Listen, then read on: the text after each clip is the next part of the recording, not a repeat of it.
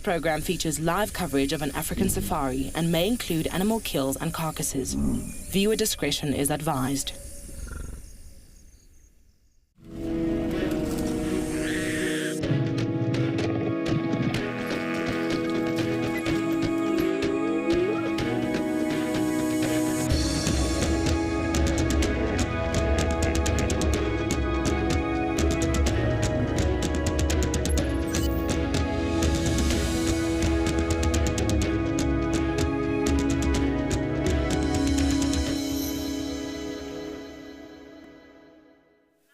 Good morning, everyone, and what a morning we have been having already.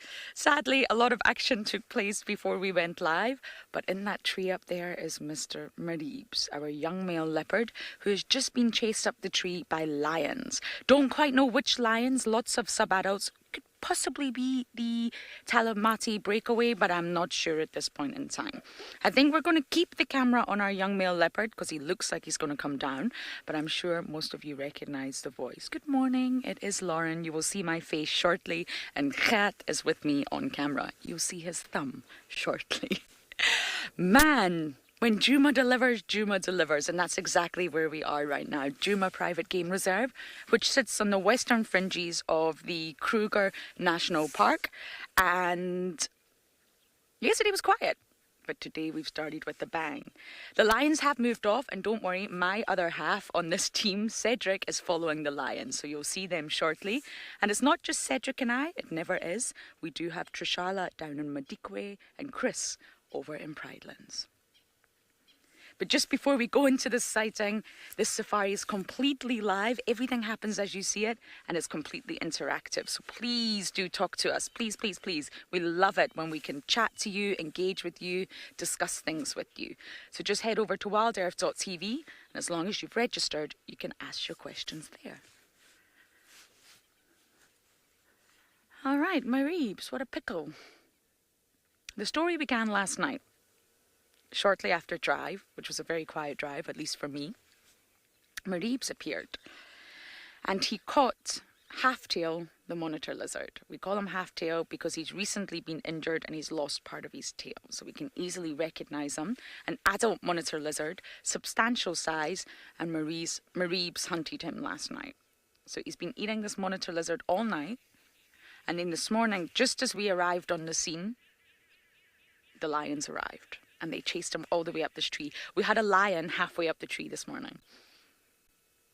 But sadly, it gave up. I mean, that's not a very robust trunk. It's not the most solid of trees I've ever seen. Obviously, Maribs is an expert, but lions, they don't practice as much as leopards. They're also heavier.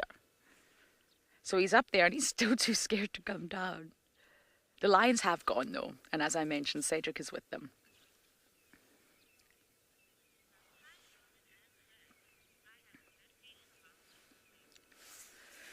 Well, Melissa, I hope you have a good feeling because it's already happened. Hi, I am just going to show you my face now and wait for the thumb. There we go. It's a good feeling indeed, Melissa. We have a leopard up a tree that was surrounded by lions. So you were right. It is a good morning.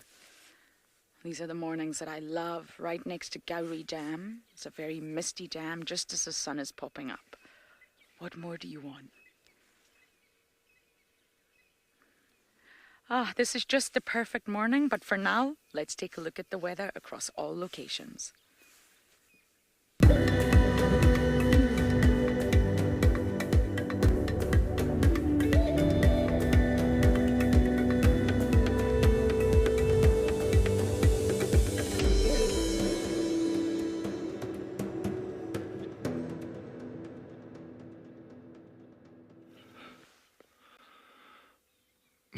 What a start. What a start to a Monday morning sunrise safari. As you can see, we still got the remaining two young lions, one young male and a young female at the back.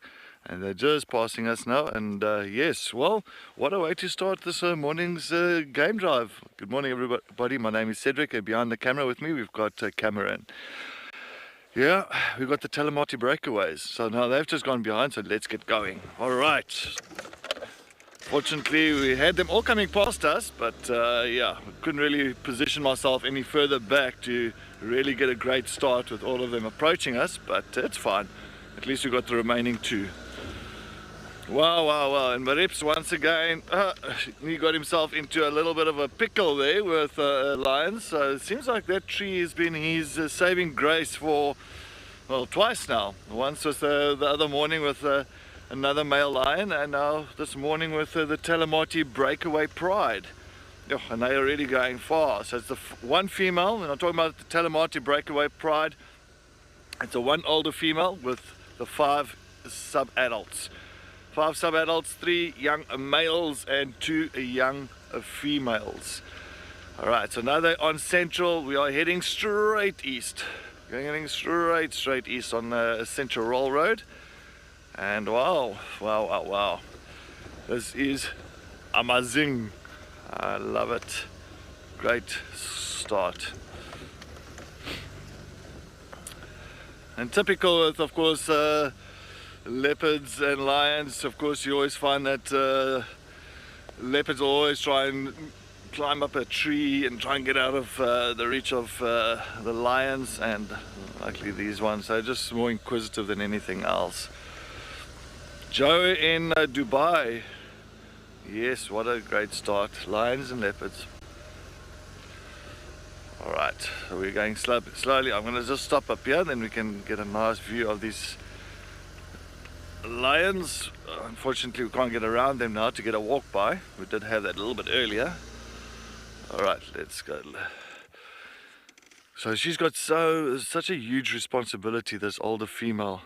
She's right in front there now, and she's got these 5 youngsters that she has to really kind of feed. So she needs to make sure that she's going to get something substantial, bring something substantial down. Maybe a good old kudu and nyala. We're bringing something like a little steenbok or warthog. It's not going to go too far. Anyway, while we're going to continue following these lines, let's head over to Lauren with Al Marips.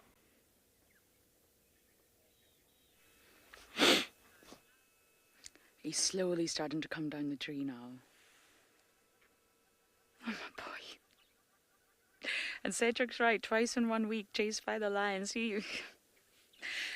Oh, he's at that age. That perfect age, 3.5, getting himself in trouble. This is not an easy tree.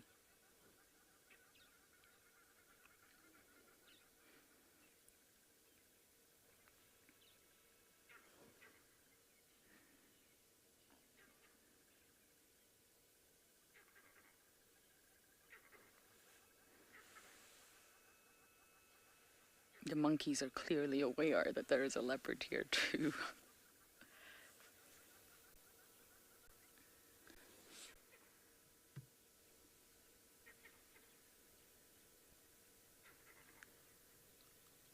How are you going to get down, boy?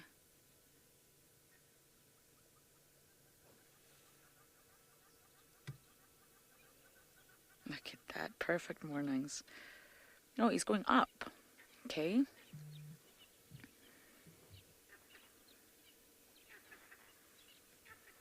He's not trusting that the lions have gone.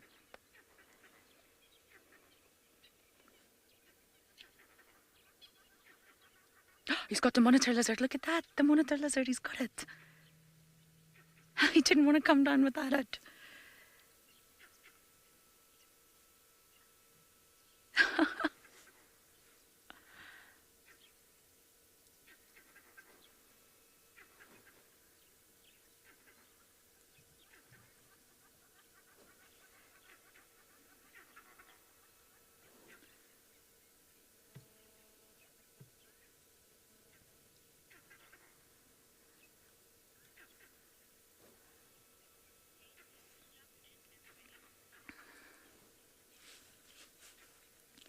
Katie, what a start indeed. Sadly, a lot of it happened before we went live. We had all the lions at the base of the tree and a lioness on the trunk.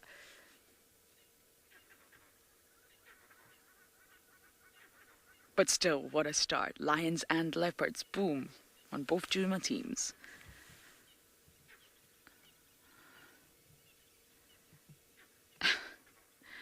He's obviously trying to reposition his lizard. This is not the best tree, Mareebs.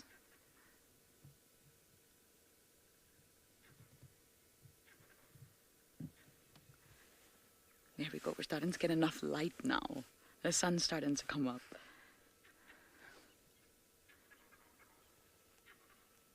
And of course, the lions can smell that kill. That's what drew them here. They can smell it. They can probably smell him too.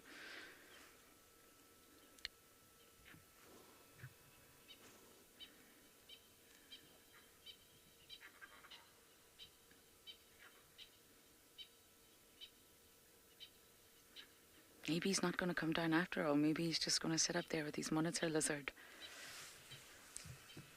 Couldn't ask for anything more.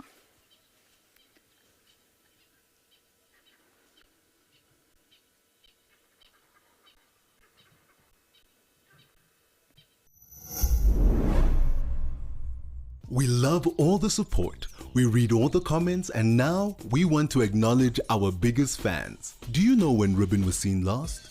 Or the names of June's cubs? Do you remember the last time we were up close and personal with an elephant? If you answered yes to any of these questions, then you are in for a treat. WildEarth's Fan of the Month. We are looking for you. For more details, make sure to read our monthly mailer and keep an eye out on our social media pages. WildEarth, it's in your nature.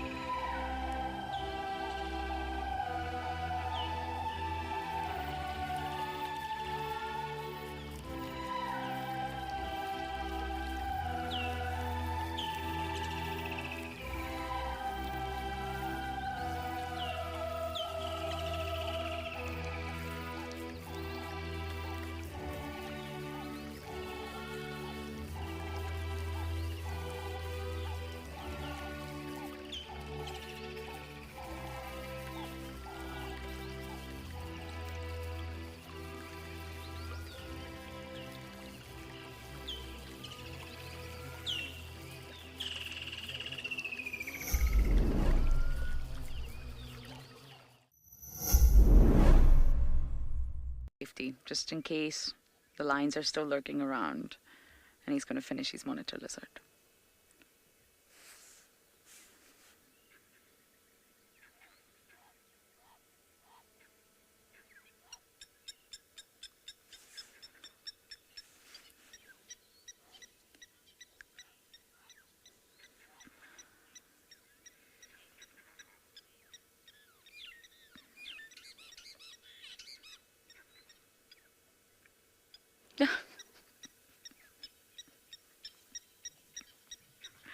Yeah, it's not a good tree to land on, birdie.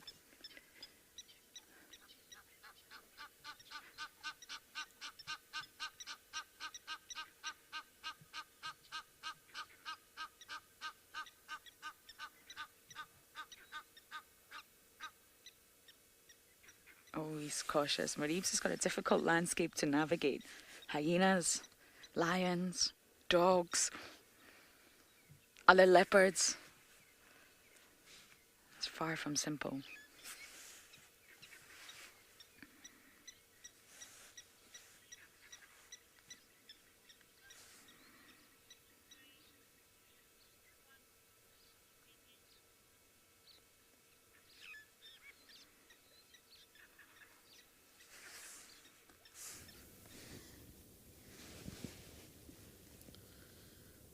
Good morning, everybody, and welcome aboard the Sunrise Safari right here at Pridelands Conservancy. And it is a very, very, very crisp, cold morning.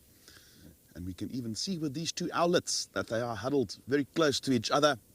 We're right outside camp, and these two birds actually lives inside our camp. And we've photographed them quite a lot. We know them quite well. They're extremely calm with our presence. My name is Chris Erasmus, and with me on camera is BK Uhuru. And these are called African barred owlets, referring to the barring on the forehead. Beautiful little birds. And the way they are huddled at the moment, often even at night, there's a big weeping boerbean tree right above our fireplace. And they'll sometimes on very cold nights even position themselves high above the fireplace at night when it's very cold, huddled together like this. And they also successfully reared a chick this past summer, and we also got glimpses of the actual chick that they reared, the little owlet. Remember yesterday we had the pearl spotted owlet, which is a touch smaller than this one. This one is about the same overall length, but the head and the shoulders are a bit wider than the pearl spotted owlet. But their habits are similar. They both hunt in day and night time.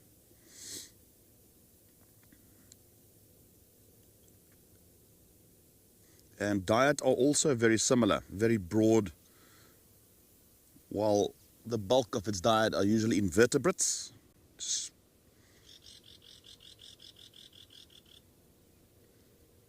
Good morning, Helen. Yes, that's very cute indeed. An unusual way to start our mornings, not the typical start, but we'll take it. As I always say, we like all things big and small. Right, our main plan for this morning is to hopefully, again, target some cats. And how we're going to try and achieve that is, again, just firstly drive all our boundaries and see if there's any tracks of any lion prides or lions entering Pridelands. And if there's none, we will start zigzagging through the property, hopefully to find leopard tracks then. So a very broad plan. We probably will see some elephants along the way, maybe a few buffalo if they're around, and then whatever comes up. And if we get another bird sighting like this, obviously. Now these guys, like their cousins, the pearl spotted owlets, also hunt from a perched position, using their incredible eyesight to locate prey. And in daytime they'll target things like grasshoppers, beetles, scorpions. At night, millipedes, moths. But they will also take small rodents and some small birds. Right. We're going to be heading off to try and find some lions, and in the meantime let's head over to Cedric to get an update on his morning.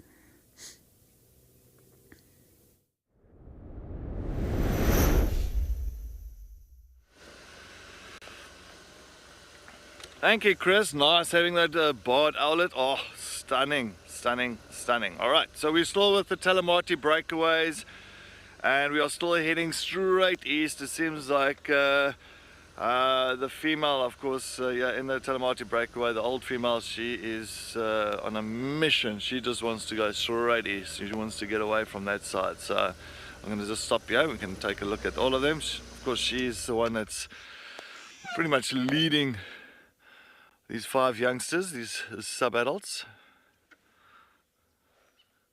You can see her right in front. She's just going to going around the focus. Yeah. And yeah, she's just gone around the corner, and then of course these 5 youngsters are just following her. So she's got such a huge responsibility on her shoulders. I mean, you know, these youngsters coming, I think they're coming up to, I think they're now 2 years old. So they're getting to that point where they might try and assist her if there's a hunt, but they're not going to be the greatest. But well, they've got to learn very quickly. if they want to have a little bit of food, kills during the time. All right, let's move again. All right, you ready? Let's do it. Let's try and catch up with them. But she is on a mission. She's not slowing down at all. I mean, she was at Gowrie Dam not long ago with my reps, and now all of a sudden this pride is already close to the eastern boundary.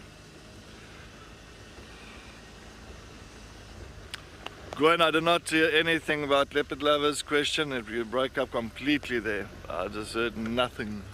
Can you go leopard lovers question again, please?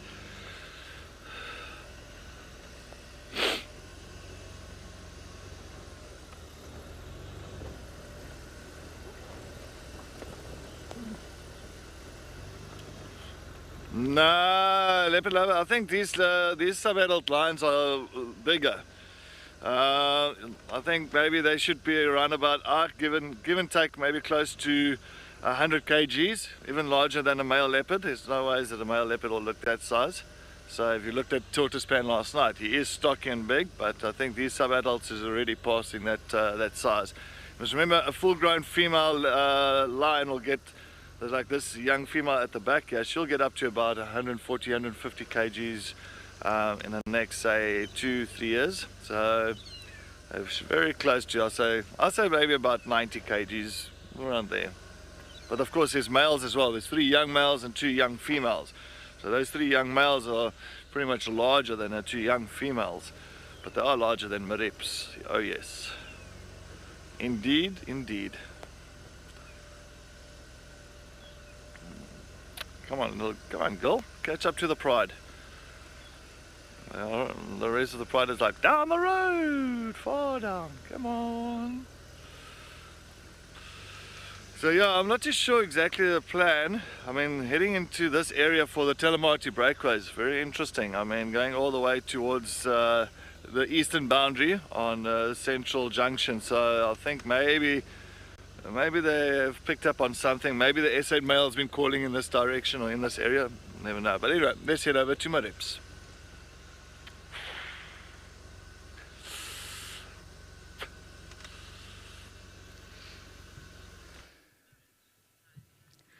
Mr. Marips is tucking away into that lovely monitor lizard of his that he's obviously still enjoying from last night. We have repositioned. We've got enough light now. It looks beautiful.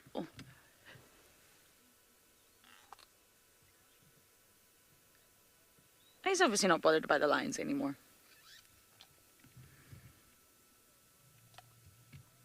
Don't get too brave, you. Can you hear that?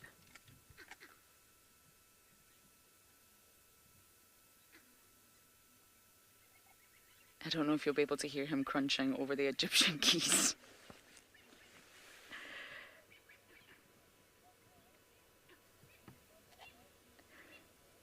And you know, we were having chats around the table last night because he caught this monitor last night just after drive. And leopards will eat anything. Anything. Especially when they're very young. And especially when they start to get older. And there was a study mentioned this the other day that showed 92 different species in a leopard's stomach content. 92. And that's from insects to fish, birds, frogs, lizards, snakes, mammals, it's everything. During summer, they'll just lap up all the insects, especially alates.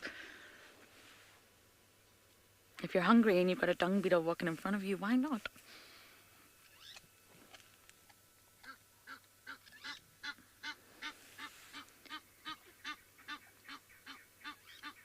There must be a substantial amount of meat on this monitor lizard.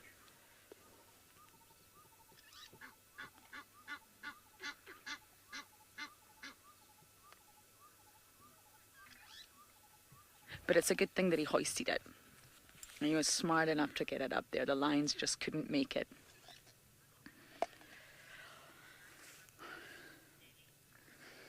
Lily, indeed, nice one, Marips.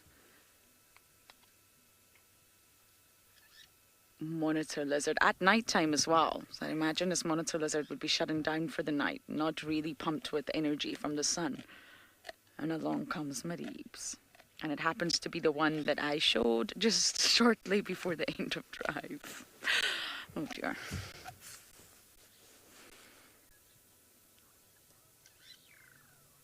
Maybe the fact that it's got half a tail means that because they're known to utilize their tail to whip predators in the face. It's a very powerful tail filled with muscle, long and strong. And they're known to move it really fast to whip them, to get them to go away. And maybe this one couldn't do that. Well, it definitely couldn't do that, but maybe it had no means of self-defense.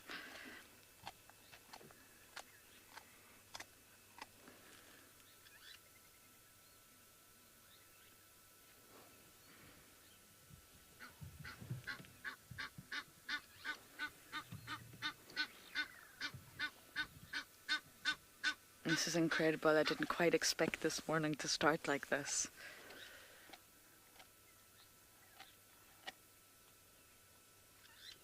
If this was a bigger kill, maybe the lions would have tried harder. But it obviously is small. It wouldn't go very far with a bunch of lions.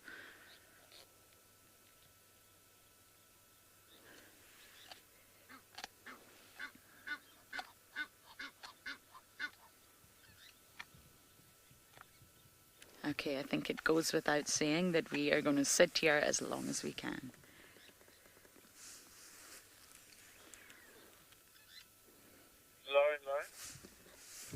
Standing by.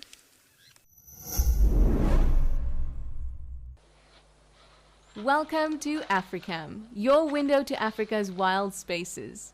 Immerse yourself in the captivating sights and sounds of nature. With our high-definition cameras, you'll feel like you're right there, in the heart of the action, where every moment is a surprise waiting to unfold. Join our global community of wildlife enthusiasts as we witness nature's drama unfold in real time.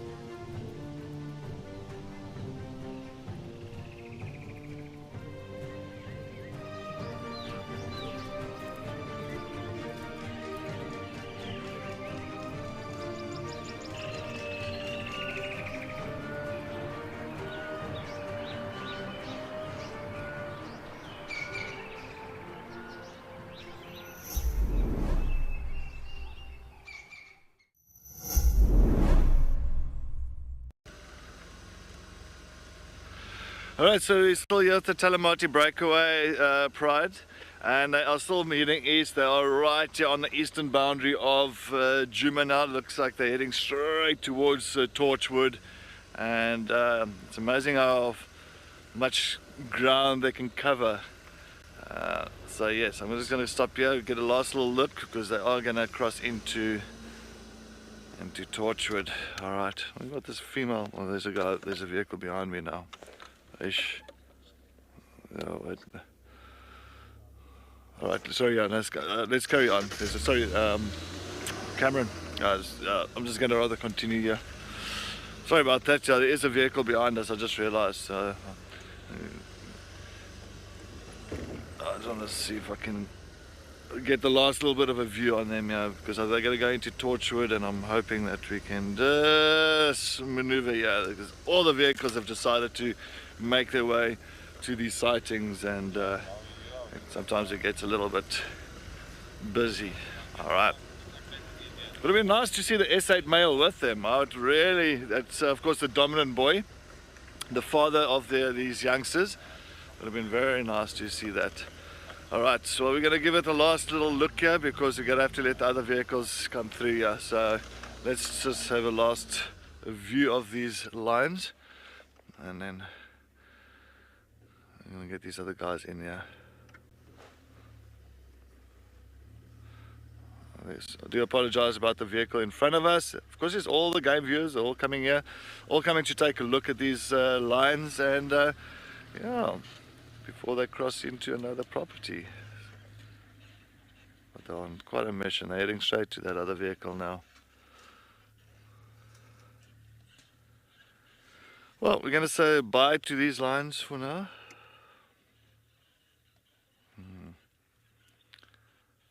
Alright, while we are going to watch these lines disappear into the distance, let's head back to Lauren with Marips.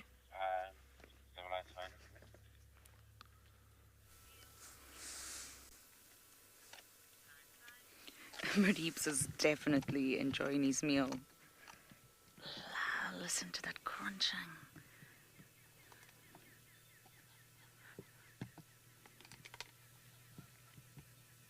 I'm no expert on carcasses, but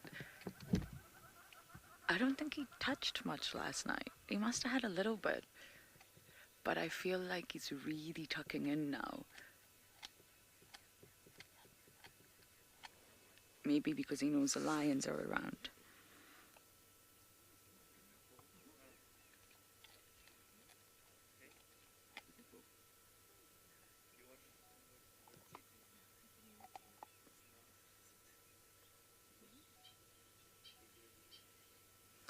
If you think about it, leopards even go for porcupines. A difficult kill. Even buffalo calves.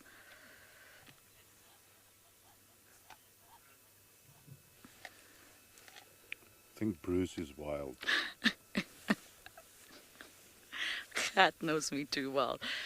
I'm gonna go with Bruce is wow, but that could be wrong. Bruce, remember there's a big difference between poison and venom. So you've got to make sure you're saying the right one. So venom has to be injected. So when you're referring to a venomous animal, you would refer to the way that it's delivered. If you think of stab of tails, scorpions, spines, fangs, spurs, even harpoon in the ocean. So that it injects the venom into the body. So if you touch a venomous animal, you're normally totally fine unless it decides to stab you, which it probably will. Whereas poison has to be absorbed or ingested. You've got to sort of have, depending on what poison you have, if you think of frogs in the Amazon, if you touch them, it can be really easily absorbed by your skin. And it goes straight into your body because the skin is the largest organ in your body. Whereas some other poisonous animals you have to eat. So there's a big difference between poison and venom, and it does refer to toxins, and it's the method of delivery of how those toxins get into your body. So they're not venomous and they're not poisonous either.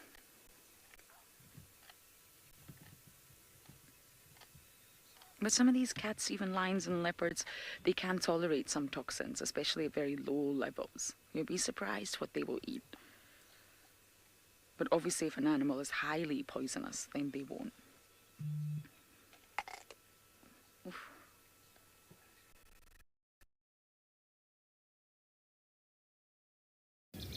It does look a little bit on the tired side, doesn't it? His eyes look very, very exhausted.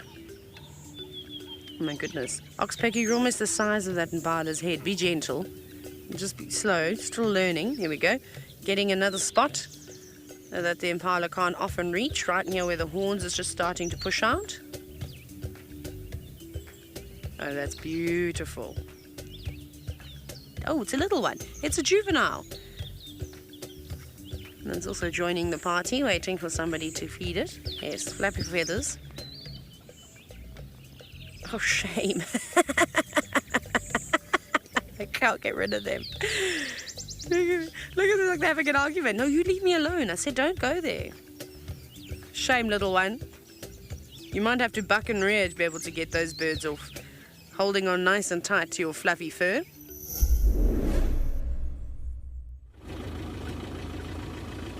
Seems we just lost connection with Lauren there. Our apologies.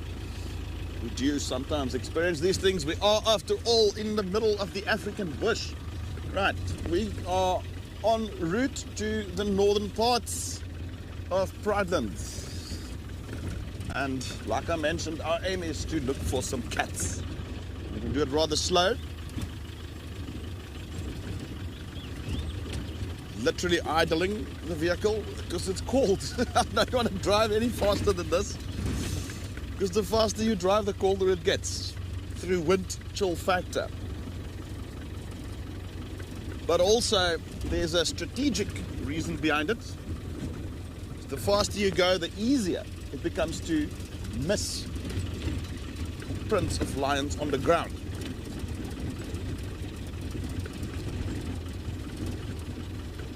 So by driving slow, it enables me to thoroughly look at the road itself and hopefully find some lion tracks or leopard tracks or anything for that matter. Yo, it is cold. This is one of the colder mornings we had in a very long time. Don't you think, BK? BK says definitely. But having good sunshine, it will warm up very quickly. We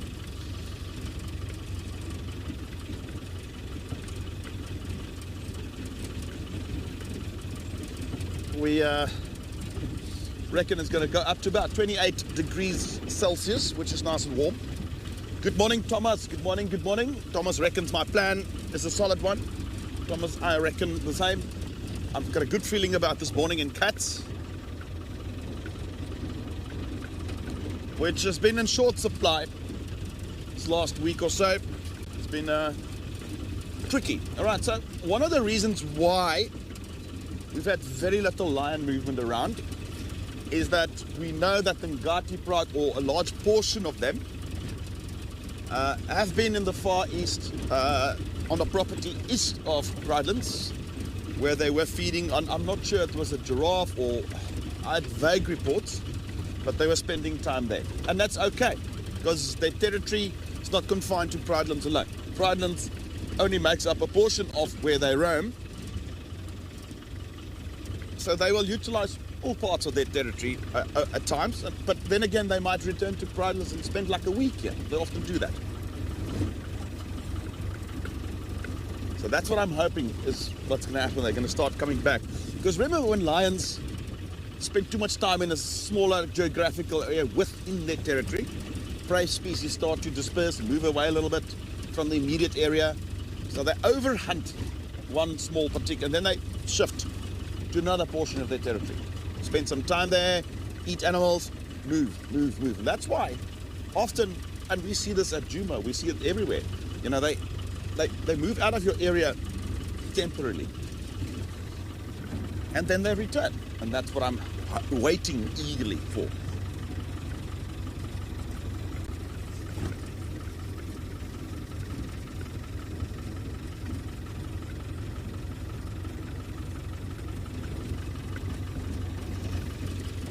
To give you an idea, the size of Pridelands is about 1,800 hectares.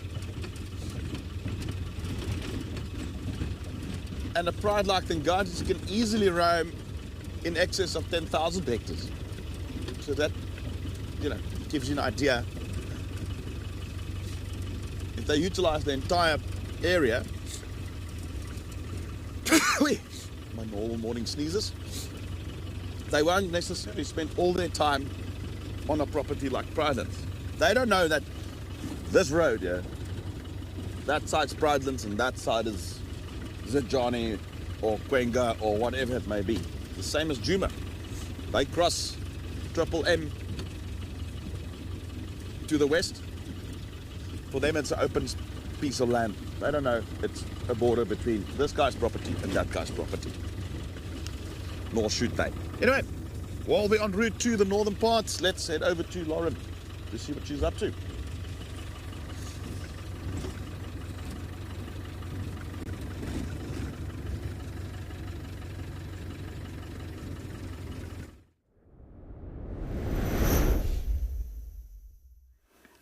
Oh, I am so enjoying this leopard. Apparently there is a hyena on the scene, but I can't see any hyena yet, so we'll need to just wait until it makes an appearance. But Mariebs did drop some lovely things, a drumstick or two on the ground. So there's definitely a meal waiting for whatever hyena is lurking around. Please be Ribbon. I've only got 4 days left to see Ribbon. Time is running out. But if you think about it, sightings like this happen all the time. We are just not always there. Lions chasing Mariebs up a tree, and then a hyena coming in. Sort of lots of inter-predator action. And I was actually speaking to one of my dear friends in Madikwe who said Madikwe is an amazing reserve, and it absolutely is, but you don't tend to get that predator-on-predator action. You don't tend to see multiple predators in one sighting, whereas here at the Lowveld where we are, you definitely do, especially in winter. Oh, is it in Tima? No, if it is, you're about to get a meal. There's no view for you right now.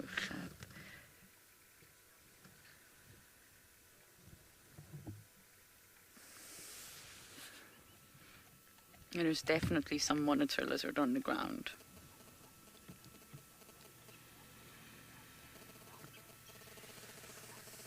Man, hyenas are just remarkable. Imagine living life by just following your nose. Your nose dictates where you go. Imagine being able to smell a kill from miles away. Leopards can do the exact same. It's not a coincidence that you get multiple leopards in one sighting.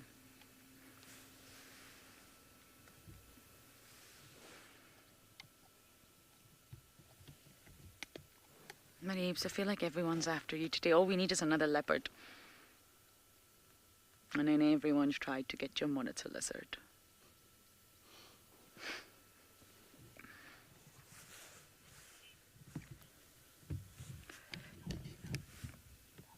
Carrie, hyenas are most likely not going to attack him.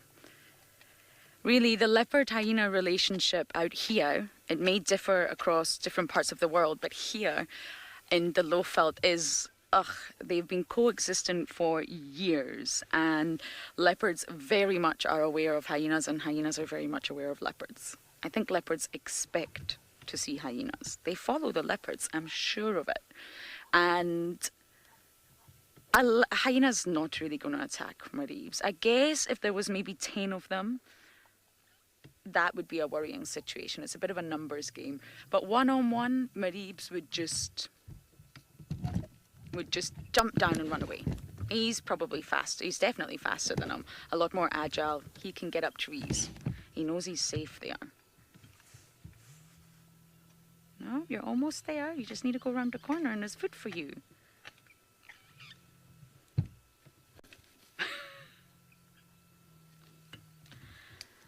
I think it's in Tima.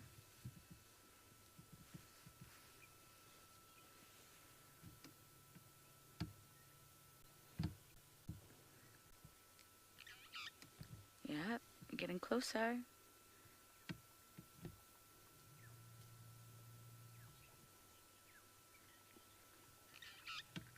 Remarkable.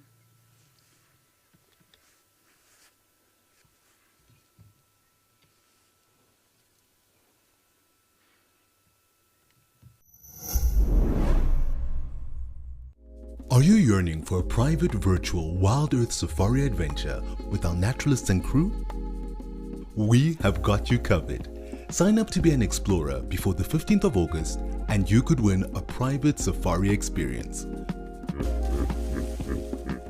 Make lifelong wildlife memories with either Steve Thank you for joining us and have a fantastic morning. or Cedric. Wild Earth, it's in your nature.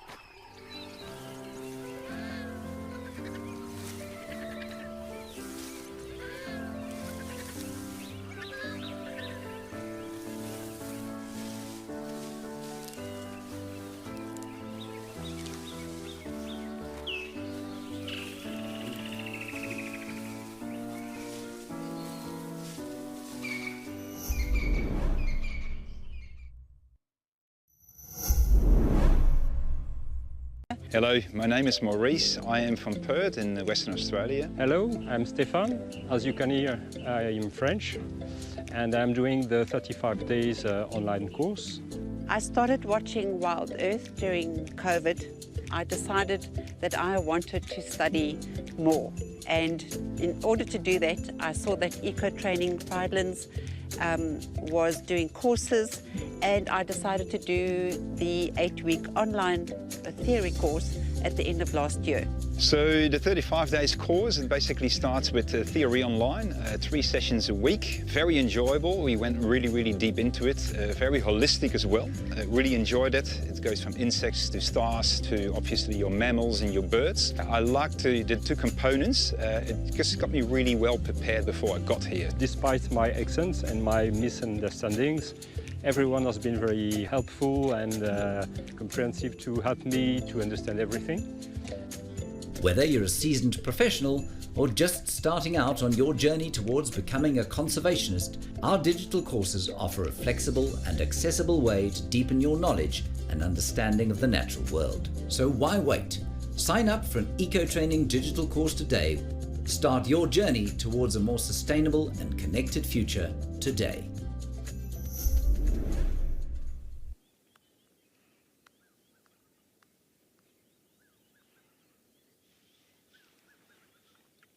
We've been so lucky with our pale chanting goshawks in this area. We've seen so many, and this time we have one that's having a bit of a meal, some breakfast. And here I am. Hello everyone, it's me Trishana. I've got Lloyd on camera. It's freezing cold, I'm all togged up. Nothing different to what you're used to. At least my mouth is starting to unfreeze, so I'm not slurring. Yay, small wins. Anyway, I'm very excited that we found this guy. And I can't tell exactly what it's eating, but we do know, and we spoke about it yesterday morning when we had a pale chanting goshawk, we know that they will eat other birds. And I have a feeling this is another bird. Can you kind of see that tail feathers, or it looks like tail feathers there? Yeah, definitely another bird.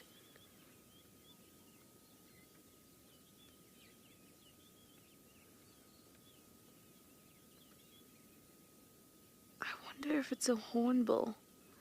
because the tail feathers look quite long,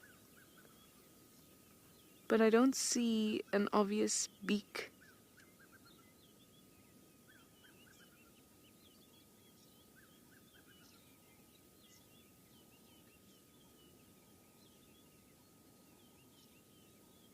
Oh, this is so cool. It's been a really exciting morning all round. Maribs, lions. Now we have a goshawk who's had a kill as well.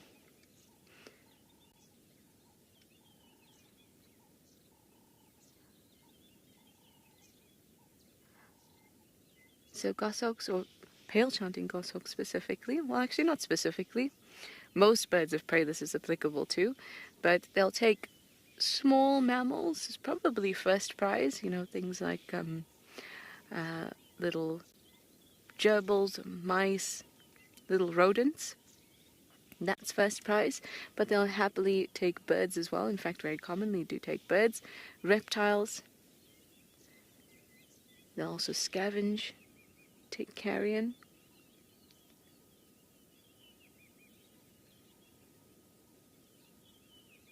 But this looks like a fresh breakfast of another bird.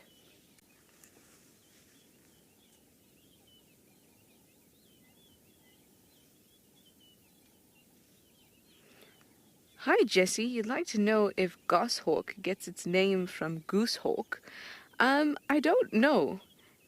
And you'd also like to know if they're interbred. As far as I know, they're not interbred, and also I don't know what a goosehawk is.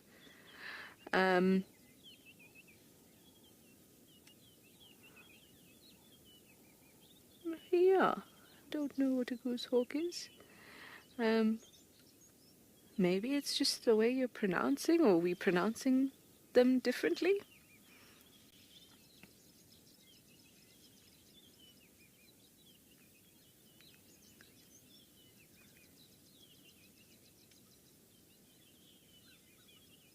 Unless you're wondering if a goose and a horse, a goose and a hawk interbred to give a goshawk, in which case no, that is definitely not the case.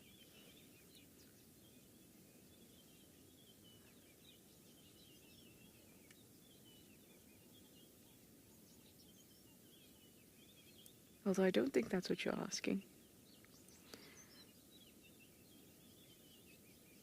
I've only ever known them as goshawks, but there could be an origin of the word that refers to a goosehawk or something like that. Maybe, I'm just speculating, but maybe they would hunt or chase gooses or geese or something like that previously.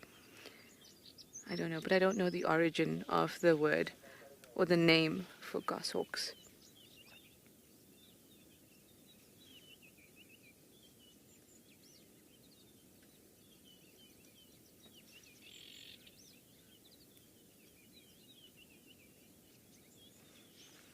Maybe it's because they're common, like they very often have bird prey.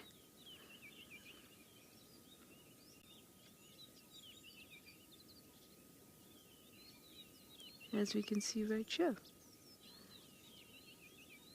I really am dying to know what bird this is. Do you have any suspicions? If you do, you can head over to our website and register, send us a comment. Let me know what you think this goshawk has. We definitely know it's a bird, but what type do you think? It looks like it's got a long tail.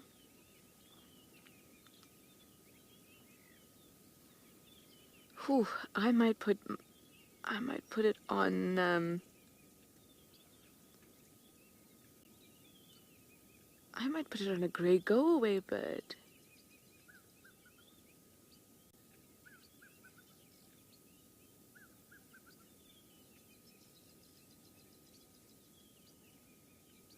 Ah, there we go. Thank you, Gwen. So, Gwen has just told me, Gwen is our director, by the way. You can say, hi, Gwen. Hi, Gwen. Has just told me that Google says that my suspicion was correct. That the word goshawk comes from Old English for goosehawk because of their common behavior of preying on birds or geese. That was a very specific question, I must say. I'm not sure I know anybody who knows Old English goosehawk. I've definitely not come across it in my time.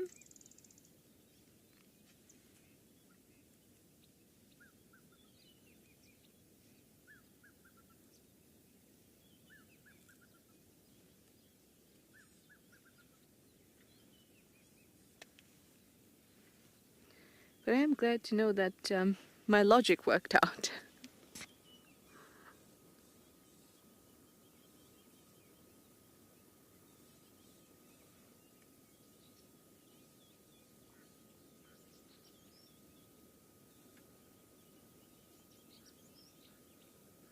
Okay, so what do you think? I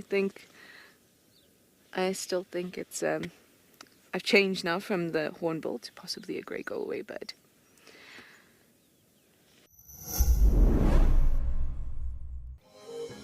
Attention all lion enthusiasts. In honor of World Lion Day, WildEarth is hosting a Lion Fest Ask Me Anything.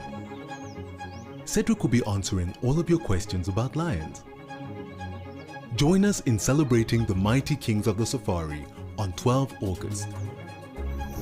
Don't miss out. Watch it live. WildEarth, it's in your nature.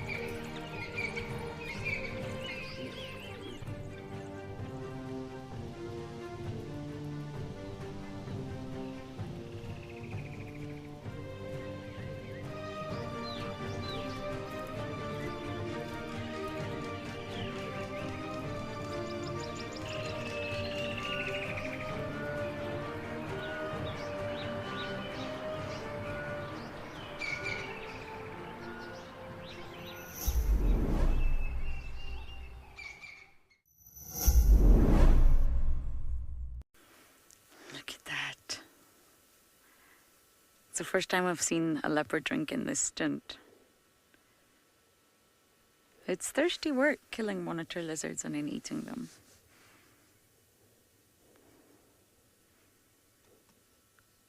He's cautious, so the lions have long gone. We know that because Cedric's with them, but he might not know that. He knows they're gone, but how far away are they?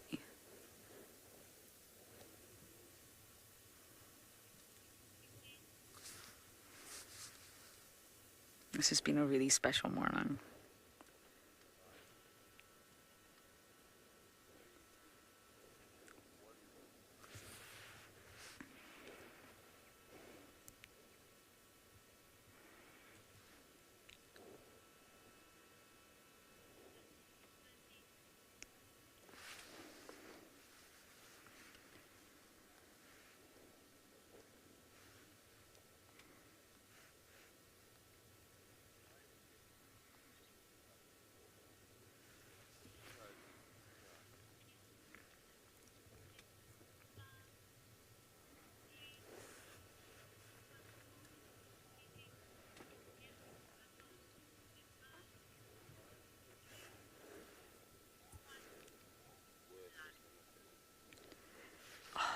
Oh no!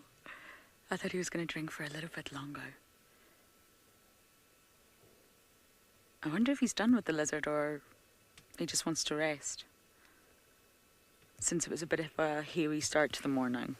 In fact, a very hairy start.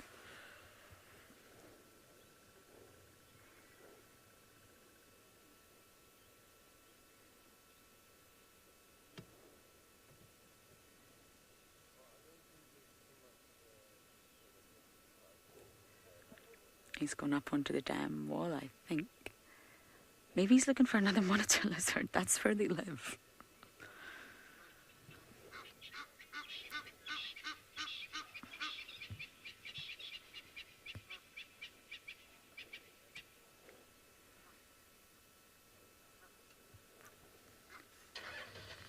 Look, they can. Sometimes if they have a big kill, it can sort of replenish their hydration and give them enough moisture. But that was just a small monitor lizard. And maybe this morning is very dry. Maybe he's thirsty. Maybe he exerted himself by running up that tree and needed to just replenish and hydrate. Maybe he didn't drink enough water yesterday. It just depends on so many different things. But a substantial kill, can provide a leopard or a lion with enough water. But when water is readily available, like it is these days, it's right next to him. He hoisted that right at the dam, then he may as well drink.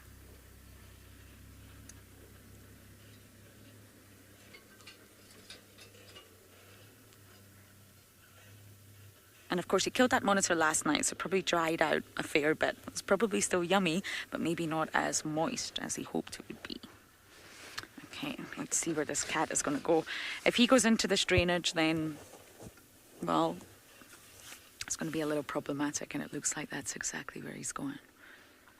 We used to be able to get in there, but with the rains 2 years ago, or maybe last year, just completely eroded and damaged the path that we normally take.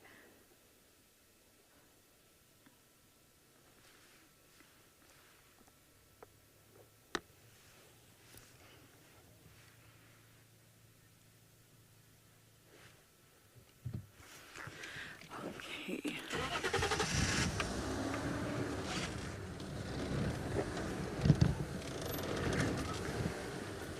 Sammy, tell me about it. When we arrived, there was 6 lions and a leopard up a tree. It's so typical for things to happen before we go live, and it's so annoying because there's nothing we can do about it. But still, at least you got to see the lions and Maribs.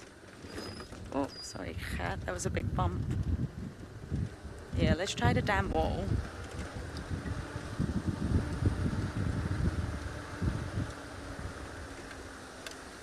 This was the drainage he was the other day when we had him. It's the same drainage system. There he is.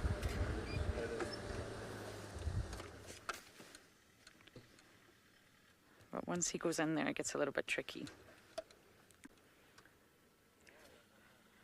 And you know, it's funny because this is the drainage line that Hosanna loved. Tingana loved it too, actually. Let's go forward.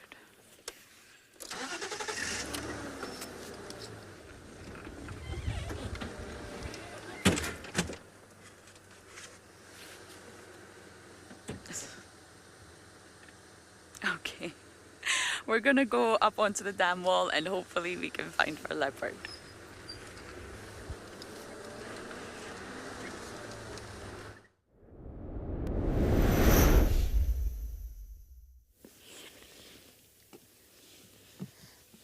Another very dark giraffe.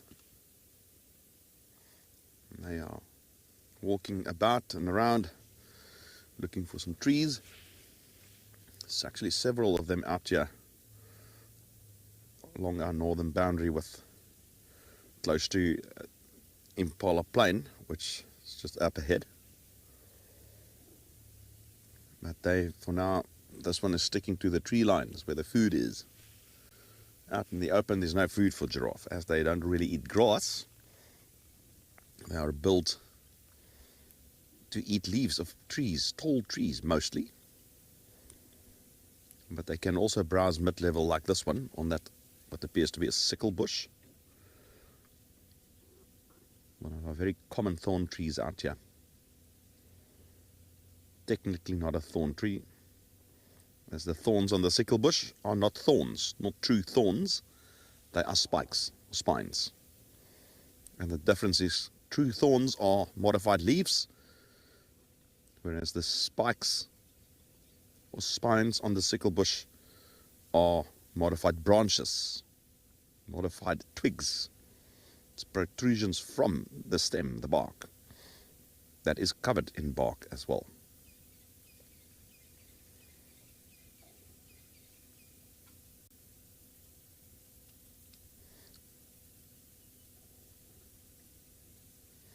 However, it is broadly related to the other thorn trees. And the reason it's got thorns as well, again, is to prevent overutilization by browsers, meaning it should have very nutritious leaves. So how do I protect myself as a tree? Thorns or chemicals.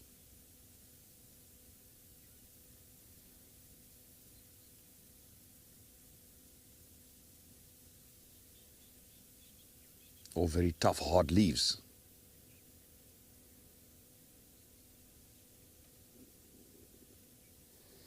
Chase wants to know, good morning Chase, how tall do giraffe get? The bulls, the males are the tallest, and they can get up to about 5.2 meters in height, roughly. The females usually around about 4.8, 4.9 meters. Some bulls can be in excess of 5 meters, but not more than that, really. That's very tall. That's very, very tall.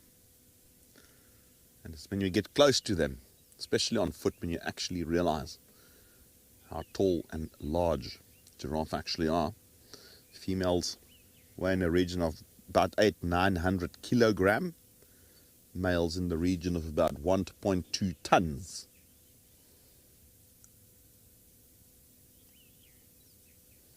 Which makes them some of the largest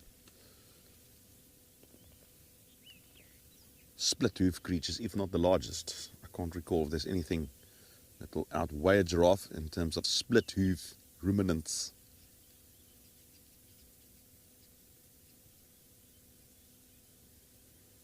Definitely the tallest land animal.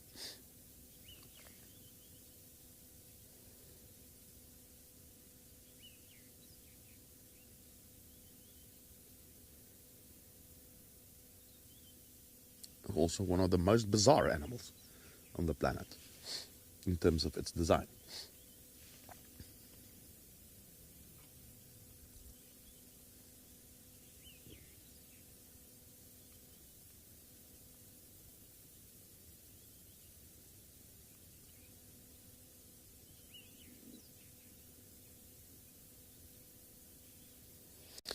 Sarah wants to know if all trees communicate with each other when animals feed on them. Sarah, all trees have the ability, or most of them, to produce tannins. Now, this is a very contentious subject. I had a good chat to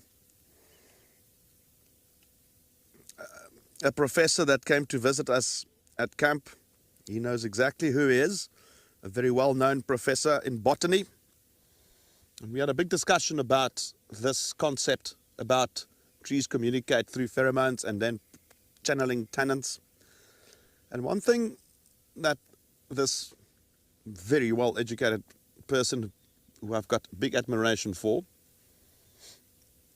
mentioned is that if you really think about it, yes, the trees do produce tannins and they definitely do communicate via pheromones. But this whole concept that we have that a giraffe feeds on a tree now and a tree starts releasing pheromones and all the trees immediately starts producing tannins and channel it to their leaves, it cannot happen that fast. Perhaps over time. If you look at the vascular system of a tree, the xylem, phloem, and the cambium, that's the broad components. They're smaller organelles that channel waters, chemicals, and so forth. It's not a free-flowing system like a vein artery system. And that was based on very little research that was done a while back. So within the top botany community, there's still a lot of disagreement as to this actually happens in the way that we interpret it. So I'm just quoting different sources, but in theory, yes, plants can communicate with chemicals by the use of chemicals.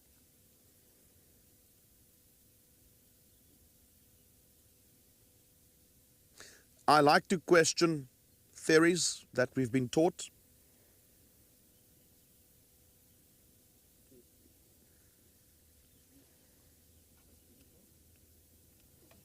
And as I'm a big fan of modern research, because we are starting to see theories that we accepted as truth becoming obsolete due to newer and more thorough research techniques and technology.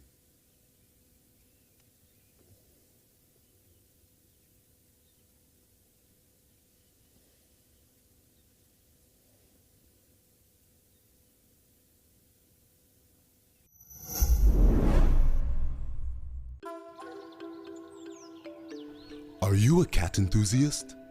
Here at WildEarth, we share this feline fervor. However, our cats are a little more fearsome. Bring your favorite feline friend along and join us as the WildEarth Prides come roaring to your screen in an epic 3-day lion special in celebration of World Lion Day.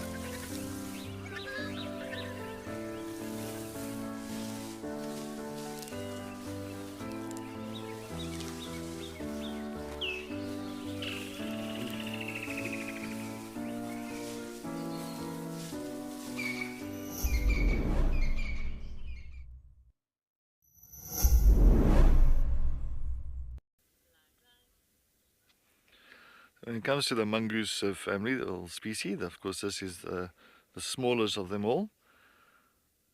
Of course, the banded mongoose, also in a family group, but much larger.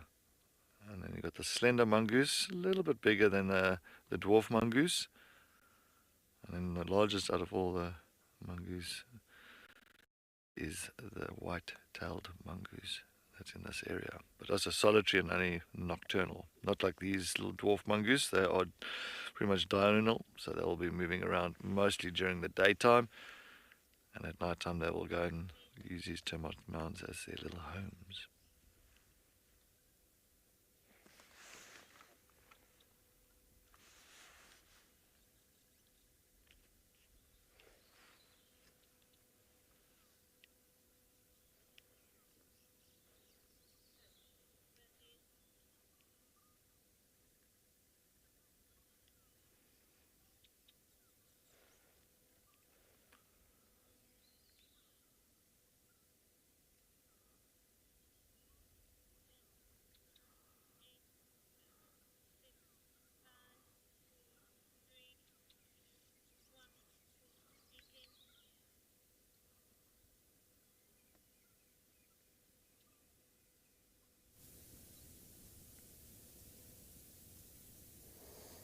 quite a few giraffe now.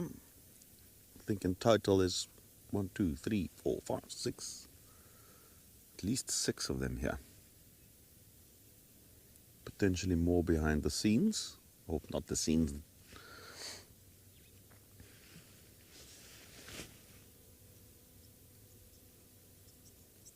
And also oxpeckers are having a field day with all these giraffes. You can just hear them chirping around. And they're obviously after the ticks and wounds and scabs and maggots. They even eat earwax.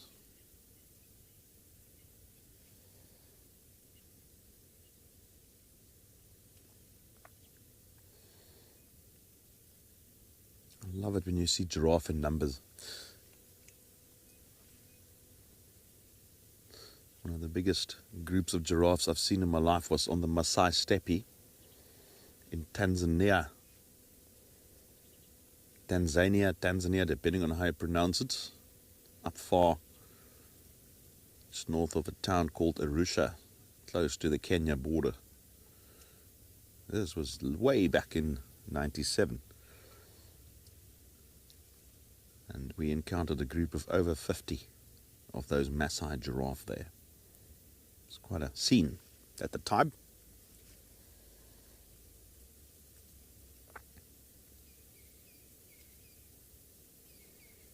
And I wasn't guiding then, I was actually still in varsity. And I went up there with a friend of mine whose parents lived in Tanzania at the time. We did a bit of a holiday up to that area.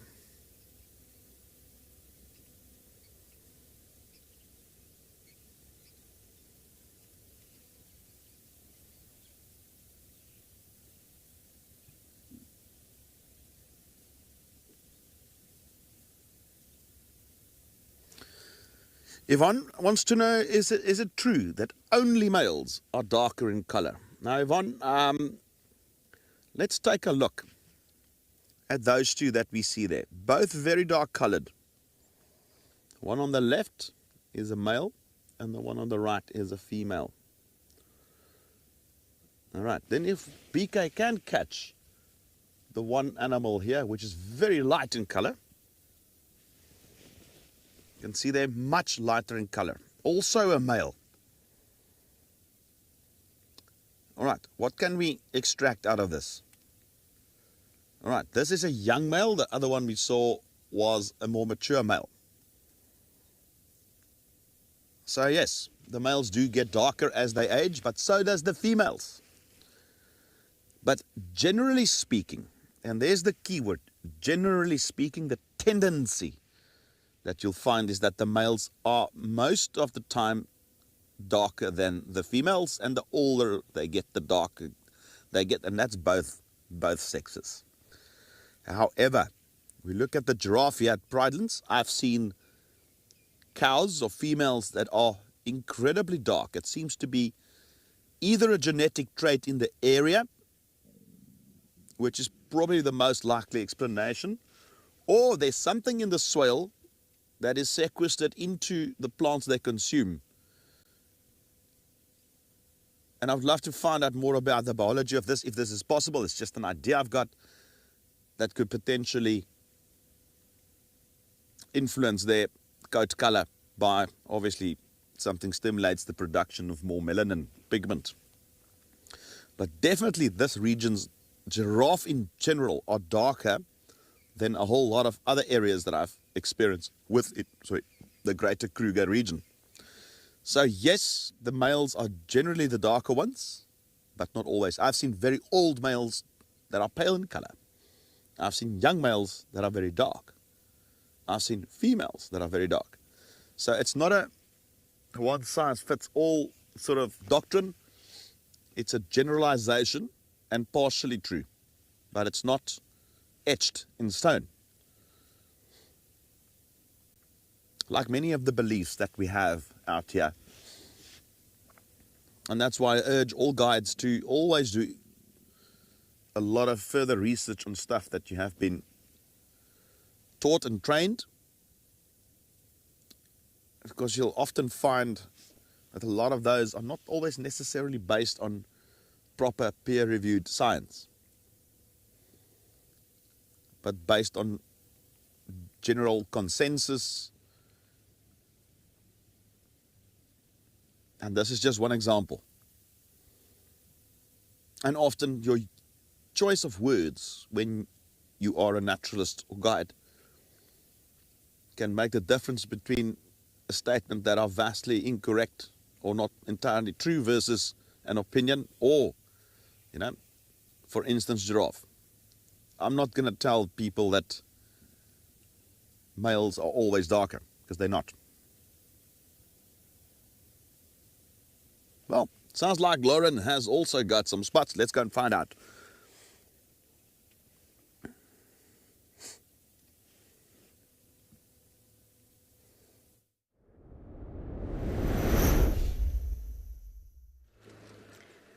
We did have Mareebs in front of the car, but he is on a bit of a mission. Not sure we're going to be able to give you the best views now. Oh. We'll give you a view from here, but he is going thicker into this drainage line. Oh, he's obviously not full enough from the monitor lizard. And you know, the last time I saw Mareebs with a monitor lizard, maybe he's had one since, because obviously I've been gone from here for so long, was just after the puff adder incident. And everyone was very worried about him. Tristan was the one who saw that incident. Swollen paw, went missing for a while. And then Tristan got him again, and he pulled a monitor lizard out of mound with his mom watching. And I'll always associate monitor lizards with that sort of period in Mareeb's life.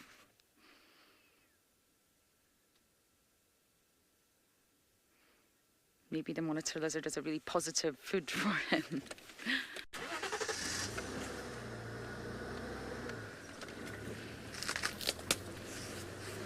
Okay, let's see if we can try and get another view. This is exactly where we had him the other day. He's walking the exact same path and trajectory as when we had him going along this drainage line, I think 2 days ago now. You got him.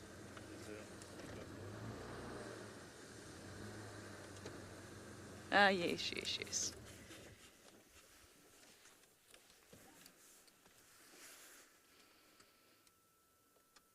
I don't know if he's going to go back for that carcass in the tree, but it might attract attention of others. If there are other leopards in the area, we need to keep a really good eye on that tree, because that lizard carcass is just hanging there.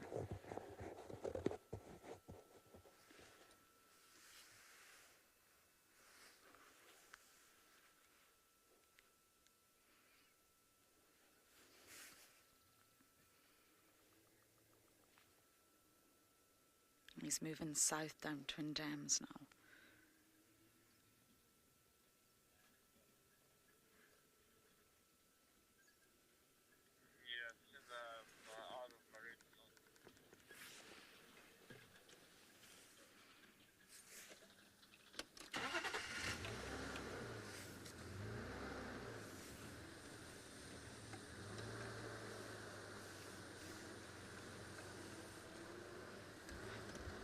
This is a boy on a mission.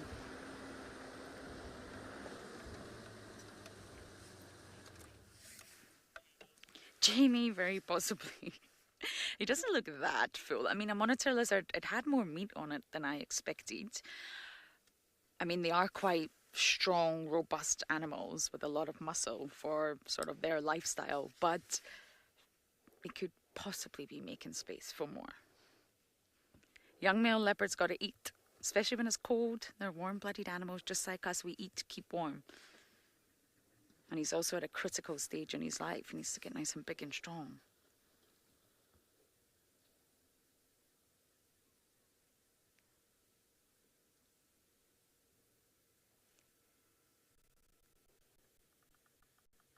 Oh, he heard or saw something. Don't think it's a monitor lizard this time.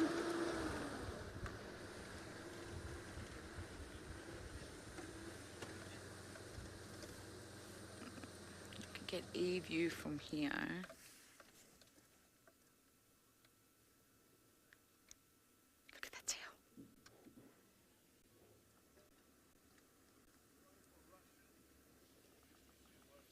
tails communicate so much. I think a lot more than we realize as well.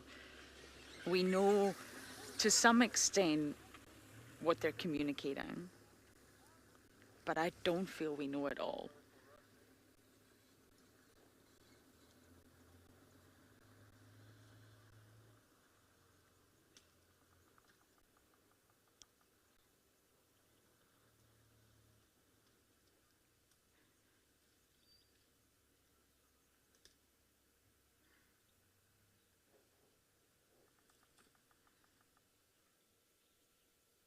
It might get a little tricky now because there are other vehicles here.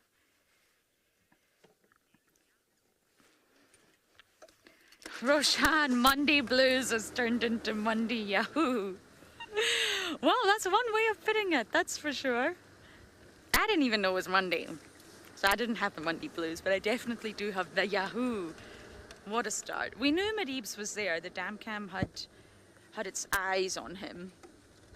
We knew we were going to see him this morning, but what I didn't expect was to see lions running across the dam wall to come and find him and chase him up a tree. That was pretty unexpected. I wonder if we'll get him down here. This is a pathway into the drainage. He's not going in, he's skirting along. He's hugging the drainage, exactly the same as the other day.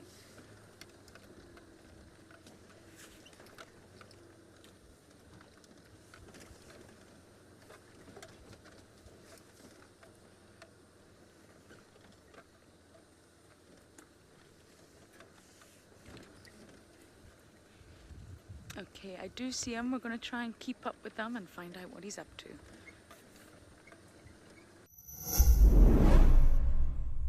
Are you WildEarth's biggest fan? Well, we have a brand new competition for you. Join our naturalists on Safari Live and listen out for weekly questions. To enter the competition, head over to our Instagram, search #WildEarthFanOfTheMonth and comment your answer under the post. The monthly winner will be determined by the total quickest and most correct answers. We announce our winner at the end of every month. Tune in to Safari Live daily.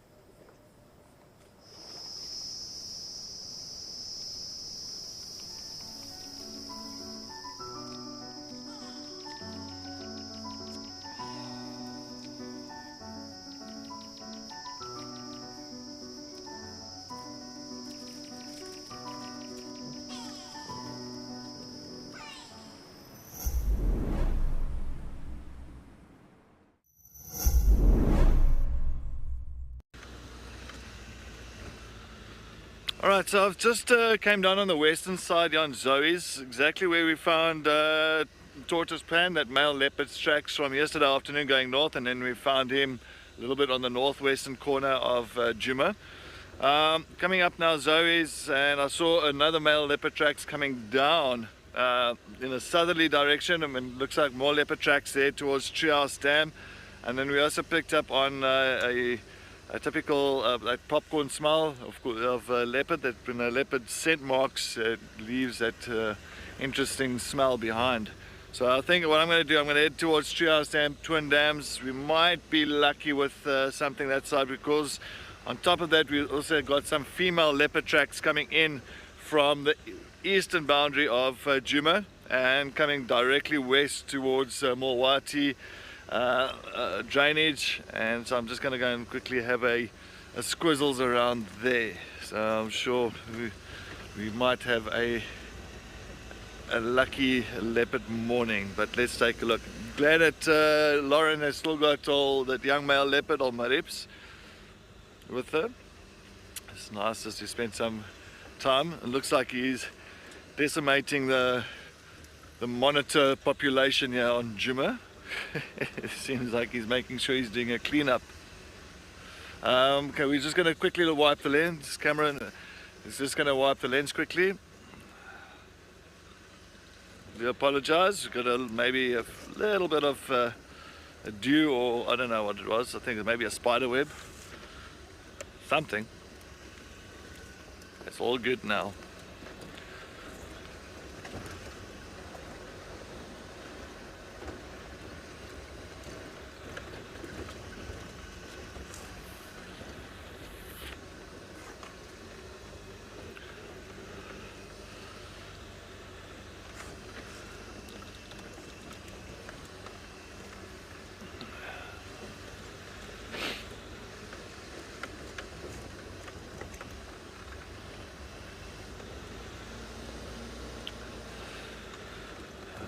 M for monkey or N for naughty?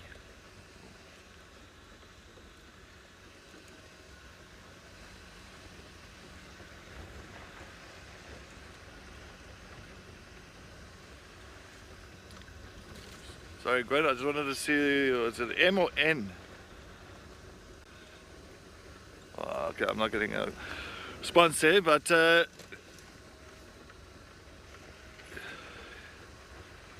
MJ, all right, MJ.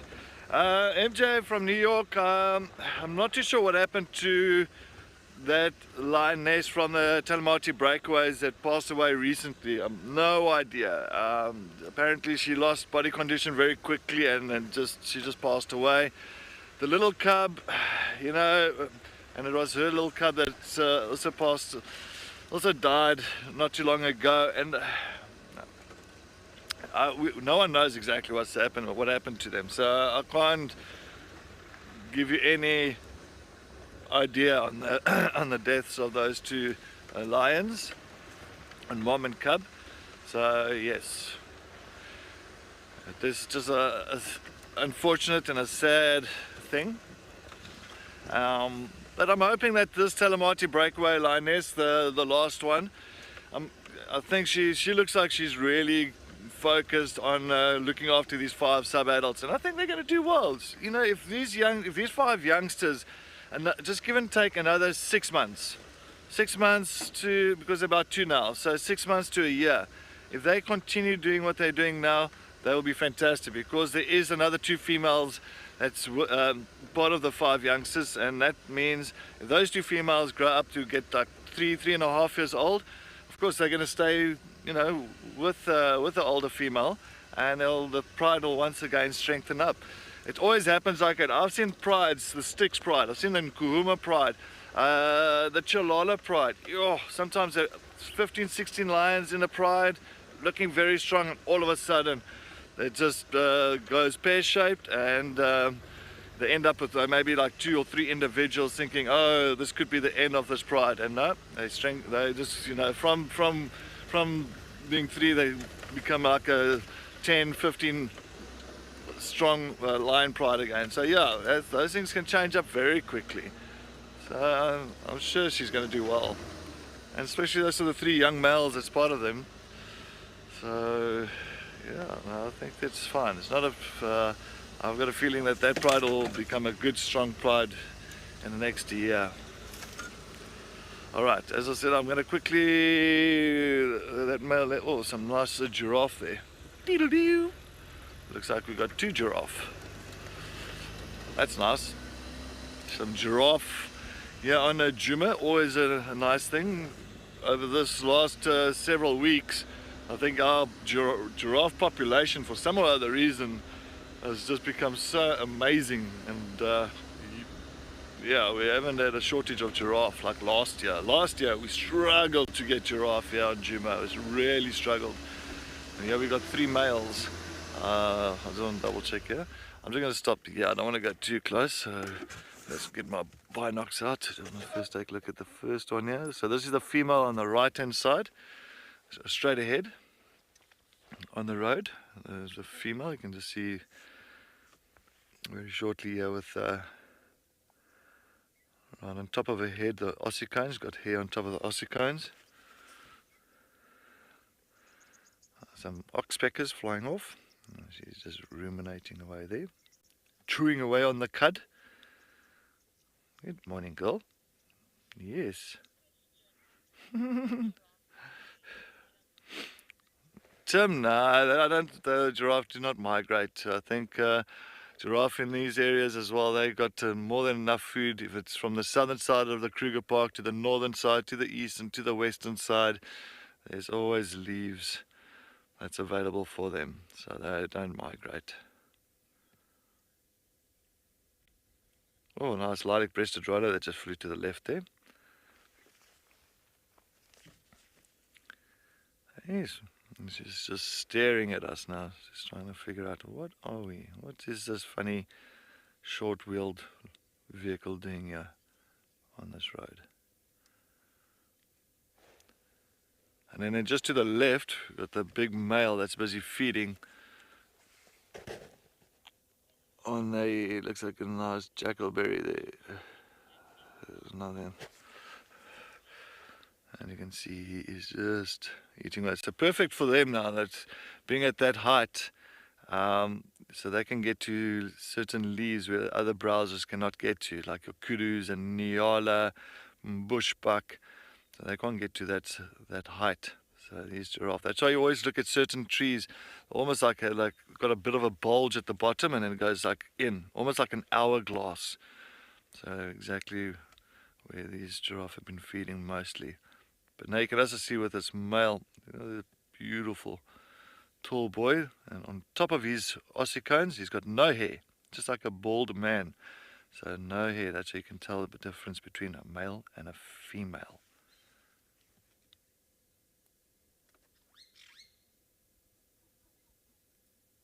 A lot of very bony head as well. You can see that calcification, like protrusion, that's just in front of his ossicones on his forehead. Of course, the females do not have such a bony head. And the reason for the male's head really looking like that is, of course, if you're thinking about when they do the necking, in other words, when they compete for females and that, if you've got a heavier head, of course, your punch will be much harder. So if your hammer is heavier, you can hit a nail much easier into a wooden board.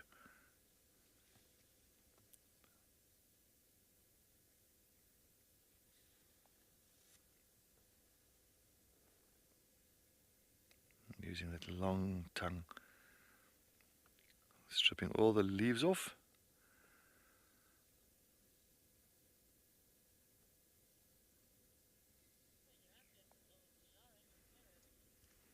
Alright, well, we're going to slowly move towards her treehouse dam. Let's head over to Lauren.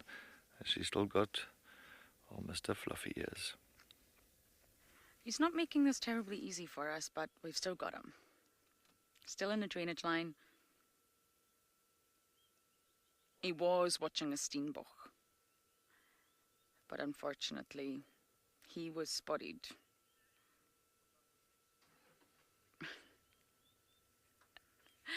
He got spotted way too early, so the steenbok ran. Okay, let's try and go around the corner.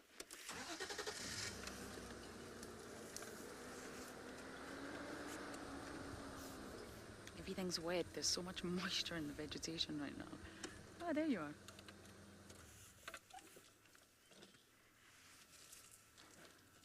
Mareebs, you're very lucky that I managed to drink a lot of coffee. You're very lucky. I'm ready for this morning with you.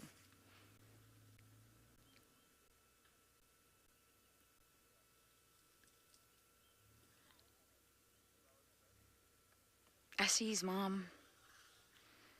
You can tell he's a boy, got a very masculine looking face for a leopard. Got that chunky boy look. But Essie's handy. I don't know if any of yous do.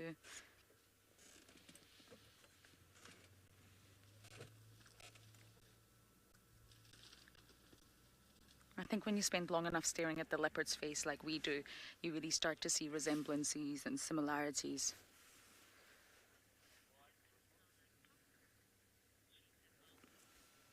Cheetah girl. Leopards themselves don't smell like popcorn. So I'm not smelling popcorn right now or anything like that. It's actually their urine that smells like popcorn. So when popcorn itself is actually heated, the proteins and sugars in your popcorn actually create a chemical reaction. And this produces something called 2-AP.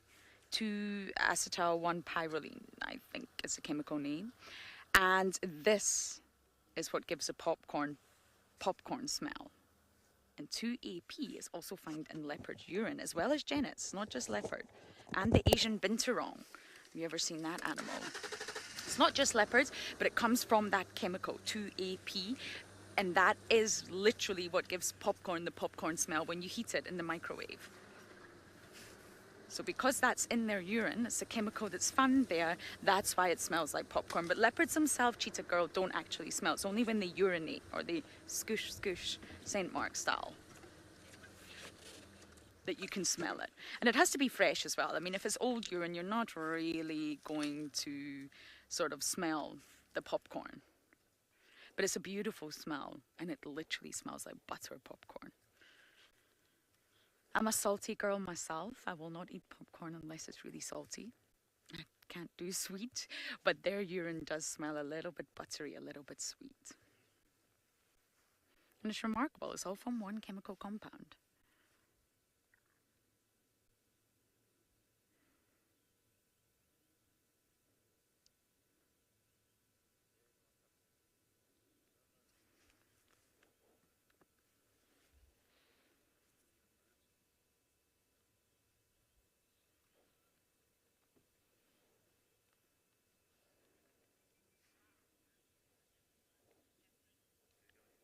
Catherine, he's so beautiful. He's a gorgeous boy, and I've seen Mareeb since he was a cub, a teeny, teeny, tiny cub. So it's such an honor to still be sort of following this cat. And I think we do all have to prepare that he will disperse, and that is a good thing. Although we'll be sad, just like we were sad when Hosanna left, it's a good thing for his reproductive success, his survival. He needs to meet a new gene pool of women, ladies. Female leopards. But he'll probably explore for a little time yet. Hosanna kept coming and going and coming and going. It took a long time for him to establish himself and then fully become territorial. Obviously, we hope Mareebs might stick around here, but I don't know whether that's just wishful thinking. Okay, let's see where this cat is going to end up now.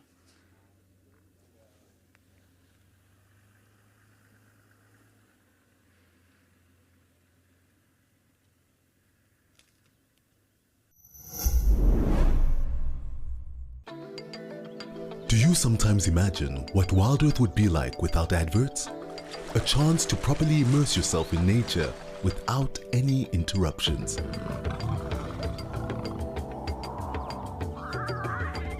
Sign up to be an explorer for a small monthly fee and you can truly escape into the wilderness. Ad-free viewing is now available on our app as well as on our website. WildEarth, it's in your nature.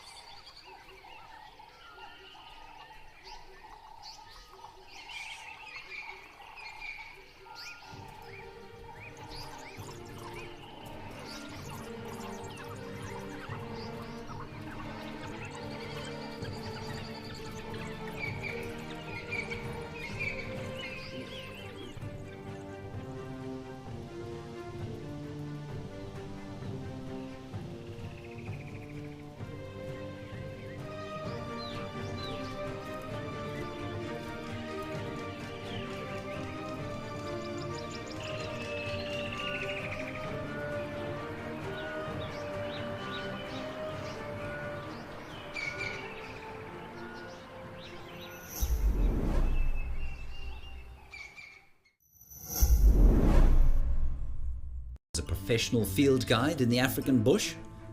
Eco Training's Professional Field Guide course can make that dream a reality. This comprehensive program comprises approximately 5 months of theoretical and practical training in the African bush, with highly qualified instructors where participants will complete various certificate courses.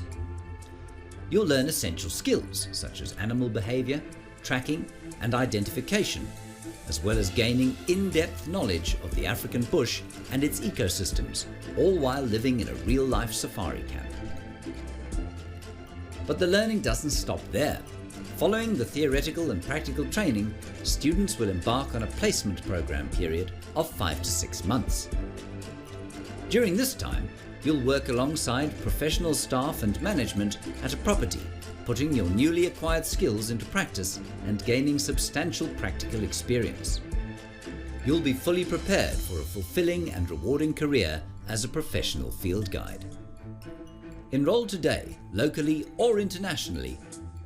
Take the first step towards your dream bushveld job today.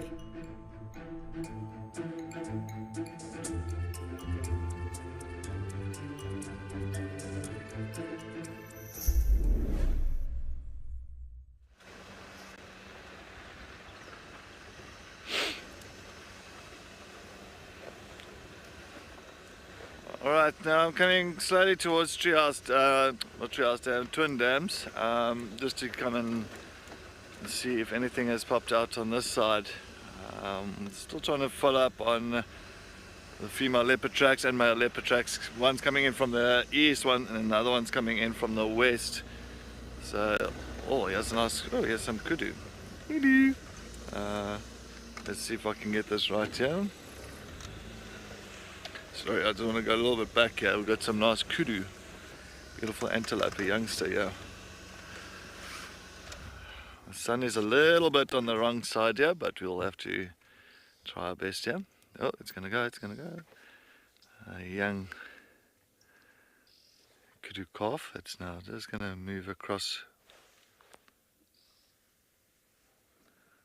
the road. He says, hello, good morning. Look at those big ears.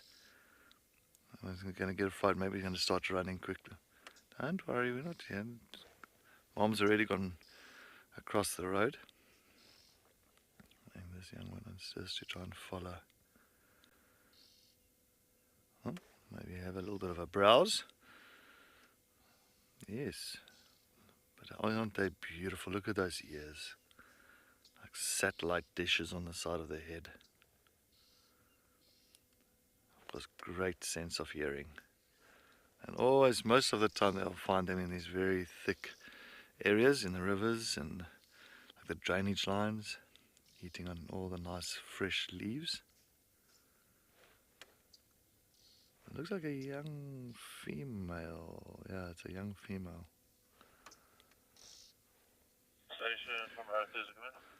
Of course, this moving towards the drainage line. We've got another two that's going to be coming to join as well. Of course, always in a little bit of a family herd. All the ladies together. No males at the moment, so it's not really breeding season as of yet, but there's another one crossing the road here.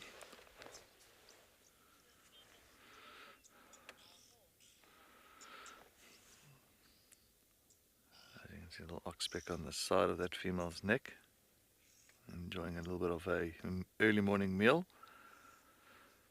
The way they defend themselves is they will pretty much run from the predator, so they can't challenge a predator.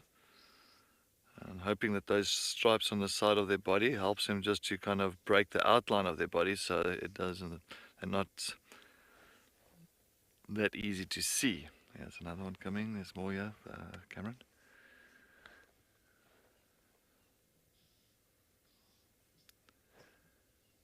And of course, a good old bark. We've got the alarm call, so if one of them does see a predator, they make that typical loud bark. Just warning the other individuals in the vicinity that there is a predator around here.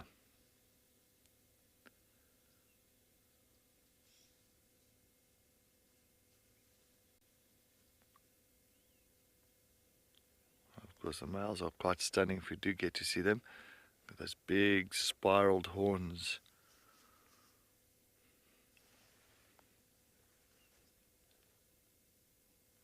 Yum, yum, yum, yum. She's enjoying that cud.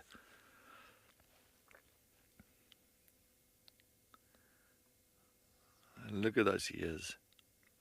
They are so big. It's as big as a face. And you can just see, oh, there's a little oxpecker there now, sitting on her back now. Well, those birds are pretty much there to come and sit and have a ride, and on top of that as well is to comb through their coat, looking for all the little parasites, little ticks and fleas that's going to be chewed off from or nibbled off from the coats. And of course then the oxpecker has a lovely meal. And the oxpeckers can also warn the kudu if there is any danger, and sometimes you'll find, and the kudu does not see a predator approaching, sometimes the oxpeckers will actually, if they see the predator, they will warn their hosts that, hey, listen, there is a predator that is close by, watch out.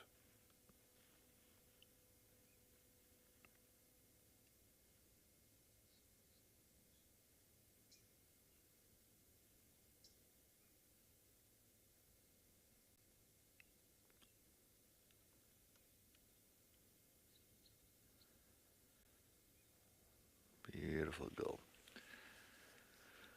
Alright, we're going to just wait for them to go past, and then we're going to continue towards Twin Dams. Yes. The sun is just a little bit in the wrong place, straight ahead of us.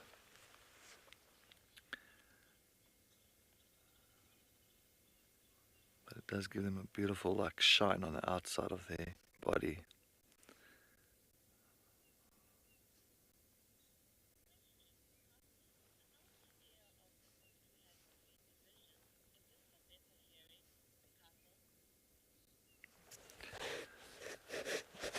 Picasso, there's 3 divisions. Does it help them to hear better? Picasso, no idea. I didn't think of any 3 divisions here, so I can't really give you an answer on that one, Picasso. They just got very good hearing.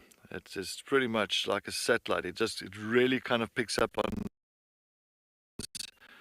of course, anything that's coming past. If you actually want to listen better, you actually put your hands behind your ears and make like a cup out of your hand, and then you can actually kind of really filter, or not filter, more funnel the noises around much easier into your ear if you've got big ears. Alright, again, let's move on. I am going to move on.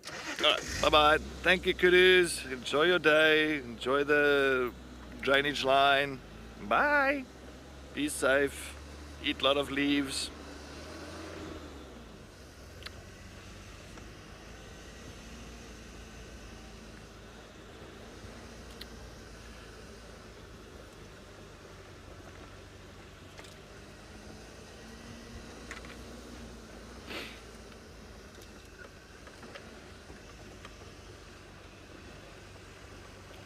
Alright, well, we're going to go into a dip. We're going to lose a bit of signal here, so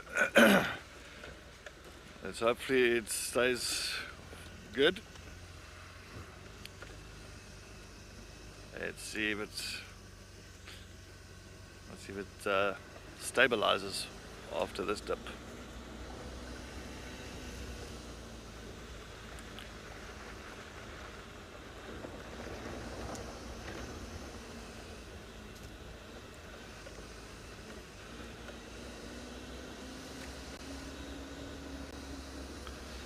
Alright, well, we're going to continue to Twin Dams. Let's head over to Chris to see what's happening on his safari.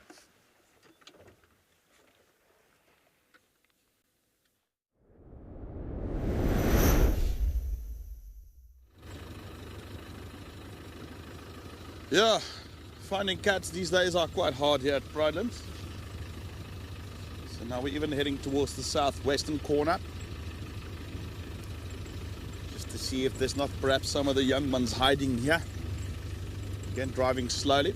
Look, I'm not going to break my neck about cats. They will return at some stage. We're just exploring and find what we can, even if it's just driving around in the bush, which is also nice to do. Oof.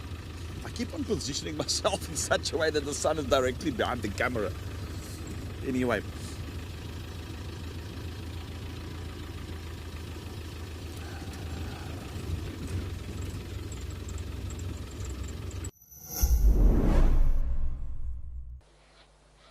Welcome to Africam, your window to Africa's wild spaces. Immerse yourself in the captivating sights and sounds of nature. With our high-definition cameras, you'll feel like you're right there in the heart of the action, where every moment is a surprise waiting to unfold. Join our global community of wildlife enthusiasts as we witness nature's drama unfold in real time.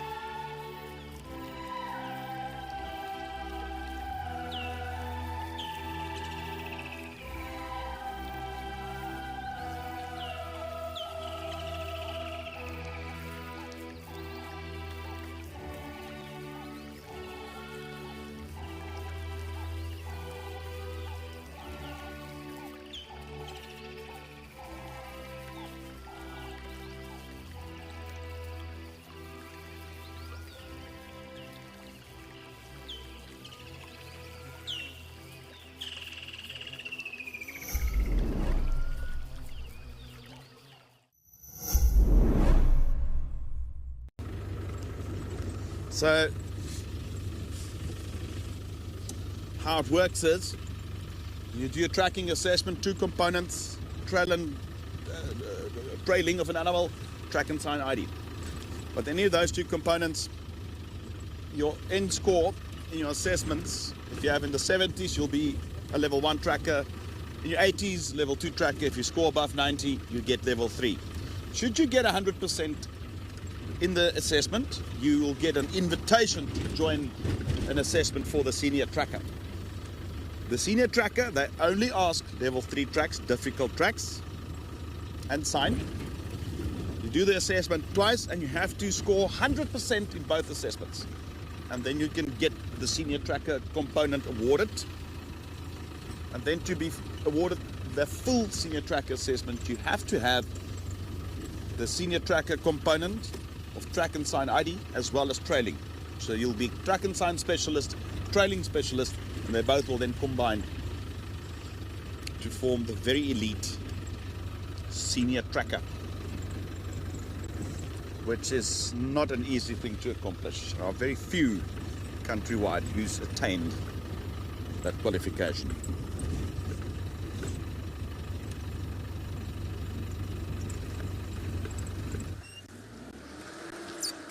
Sorry everyone, we are just in a bit of a tight spot here. Might just need to give us a moment or two to get out. My cameraman has turned into a tree. no, there's a human. That's good.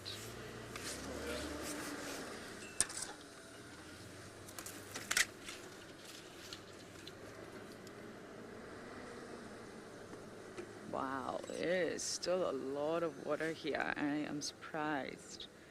My goodness. Wow.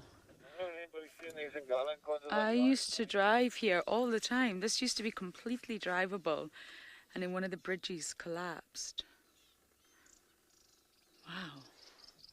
Well, we have lost Mareebs. He's somewhere in this drainage line, but as you can see, we cannot drive that. We probably could, but we would never get back out again in time for breakfast. But I think it's safe to say we had a really good morning with him. Really lucky morning. Okay, Gert, do you think we can go around that way? I'm sure there's a... Yeah. Yeah. My memory is guiding me here. So many sightings. And my memory is getting me through.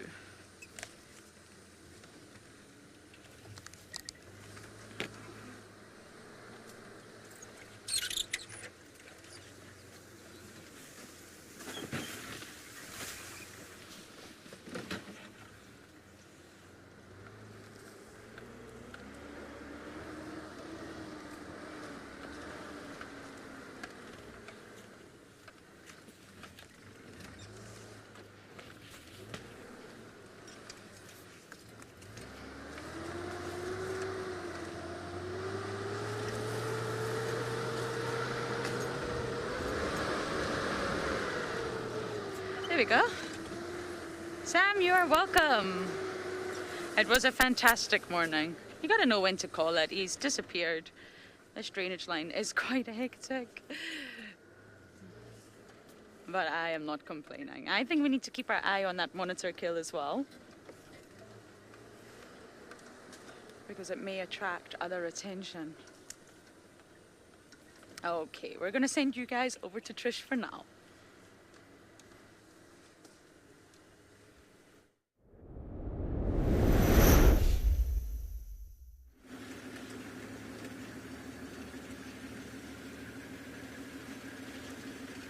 Our morning's been quite quiet, actually. It feels like it's been quiet across the whole reserve today. Or this morning.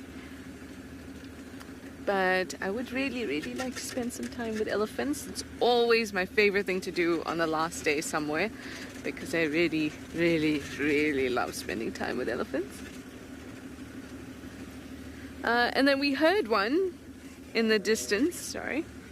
Game Drive Radio again. We heard one in the distance, but then we couldn't see it, and then it was a bit patchy signal-wise. So we decided to come back to the old faithful Machacheng Road. Machacheng Road! Lloyd just put up his hands. Machacheng! We love this road. It's the road with the bat caves, and it's actually open. Just stop here for a moment and show you. So a lot of the time, the sides of the road are, like the bushes are right at the edge of the road. But here you can see it's a little open, which is great. It allows us to see better. And then on top of that, you can get going again. On top of that, there's a water hole. A hole that potentially could hold water is probably a better description. But that area, even though it's just muddy, that area is very nice and active. So lots going on here. That's why we like Machacheng. We like Machacheng. This is also the road that we found the cheetah mum and her cubs on when we just got here. Around that time, I think it was like day 2 of us being here. So we have high hopes for this road. It's also a smooth road. That always counts for something.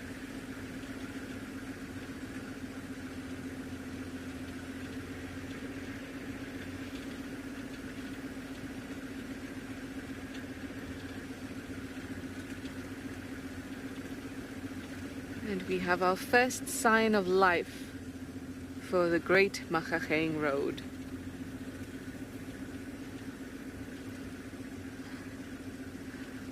Hello, impala. Hi, G. Excellent question. You'd like to know if there's anything specific I'm looking for? Yes, I'm looking for elephants. That is what I like to do on the last day. Look for and spend time with elephants.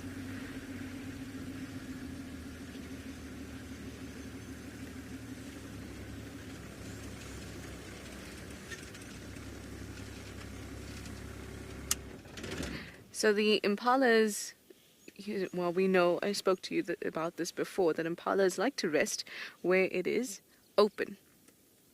So in the evenings, they'll gather in areas where it's nice and open. And towards the bat caves, it is quite open, but there are open spots here in Machacheng. So usually in the morning and late in the evening, you see a lot of impala, all congregating, moving to a specific spot or away from a specific spot if it's the morning.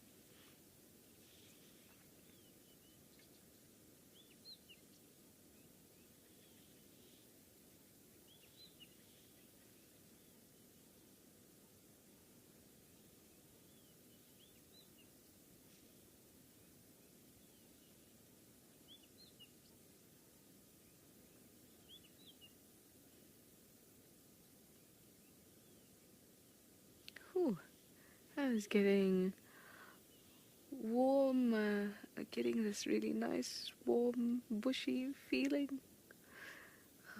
That was really nice. Almost got pulled into the bush there. Hi, Ruth. I think it was Ruth. You'd like to know if we get impala on any other continent? Nope. Impala's African.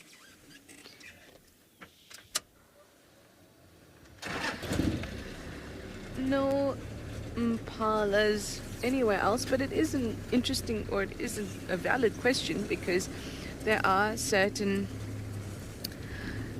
animals, African animals, or things that you consider, African animals when you think about it, and that you do see on other continents. For example, porcupine. So in Africa we have two types of porcupine, Cape porcupine and a crested porcupine. Let me just show you this this pan quickly. And the crested porcupine you can see in parts of East Africa, North Africa, and even up into Sicily, so parts of Europe. But they also exist in Africa, so this is a completely valid question. Similarly, oryx. So you get the gemsbok, a Southern African oryx, East African oryx. You get the scimitar oryx and Arabian oryx.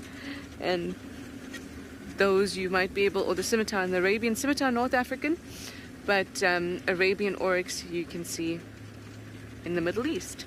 So it's a totally valid question to ask you whether impalas are only here in Africa. So this here is the great Machacheng pan. As you can see, not very much water, lots of mud, and no visitors. But because it's so nice and dry in this area and the sand is nice and fine, a lot of elephants dust bathe around the pan. Not in it, but around it. Alright, let's continue on our way.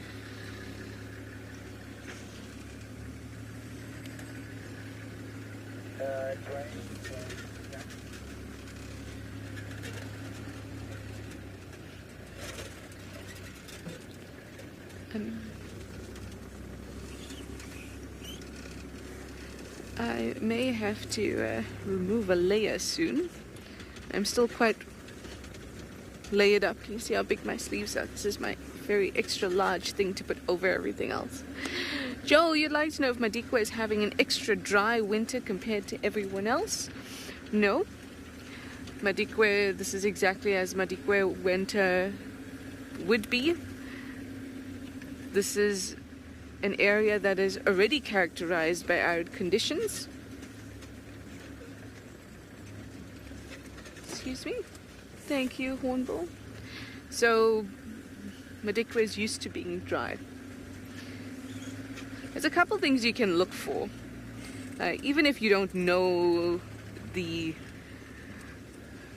particular climatic patterns of an area, there's a couple of things you can do to give yourself some clues. For one, are there many tall trees with broad leaves? So tall trees with broad leaves would indicate that there is sufficient rainfall for the trees in that area to be able to have a large surface area over which some moisture can evaporate. If the majority of the trees are really, really fine-leaved, and for one, you don't see very many tall trees, but the ones you do see are very fine-leaved, that may indicate that conditions are a little bit more arid, because the leaves are smaller, so that means the surface area is a lot less. But essentially, the females are always bigger in the realm of spiders.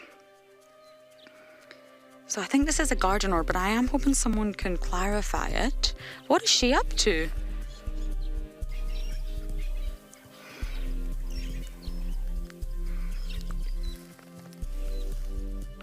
Wow, look at those views, Dobby. Louise thinks it looks like a damselfly. I can't really see from where I am.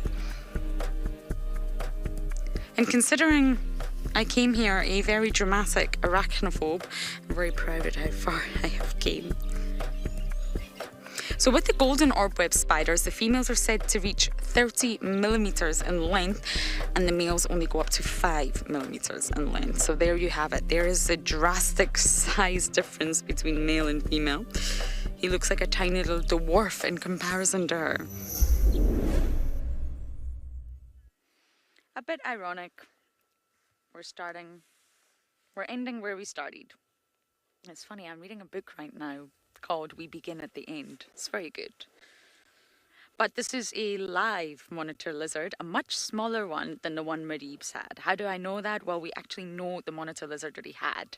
We've been following it. I had a really bad injury and pretty much only had half a tail. I actually think it was less than half a tail. This one's much smaller, much younger, and does have a full tail. Maybe traumatized from last night. Maybe saw the whole thing go down. But we lost Marib's in that drainage, and I think we had him for more than enough time. And if you think about it, now everything's just settled. If you started your game drive now, you would never even know what drama went down this morning. Leopard gone, lion's gone. But that monitor lizard is still in the tree. Might attract attention. It's winter.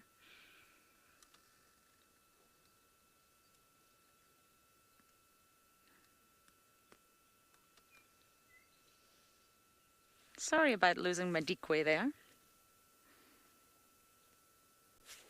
But you are back with us in Truma, and is that it? Very difficult to see from here, but that is a kill. Still some meat on it. There's definitely still some meat on it. So whether Marib's comes back later, he knows it's stashed, he knows it's hoisted. Really, the only other animal that's probably going to steal it would be another leopard. The lions tried this morning, they gave up.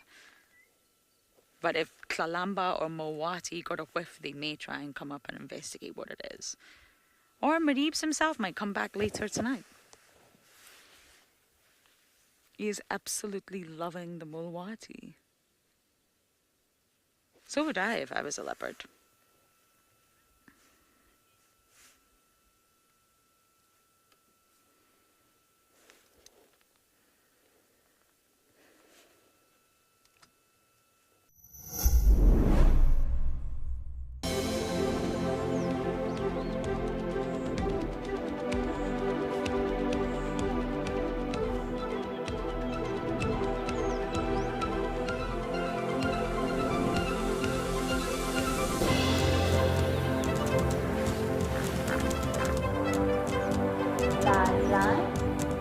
Those sounds just go straight through you.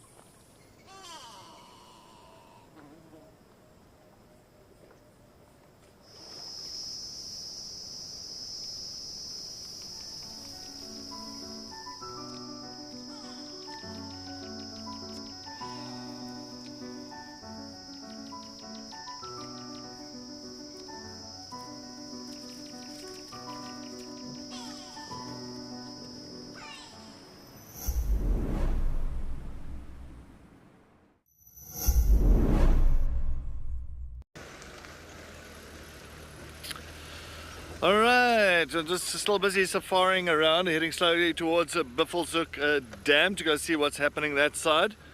But yes, if you want to join our mission, the Wild Earth mission, to pretty much bring the world or nature to the world, and you want to help us on that, please go on to our website. It is wildearth.tv, and just go click on the donate button or the page, and then you can get more information on donations. Yes, indeed, we can bring this beautiful African wilderness to the world. I think it is very important just to show what we have around here, and we have got an amazing sorts of animals around here, which is fantastic. I think this morning has been good. We've had so many different sightings, and well, maybe Buffelshoek Dam will bring some more great sightings. I know that I'm going to try and look for that hippo and the mom and the calf. We did have them yesterday afternoon, so we're going to see if we can find them once again.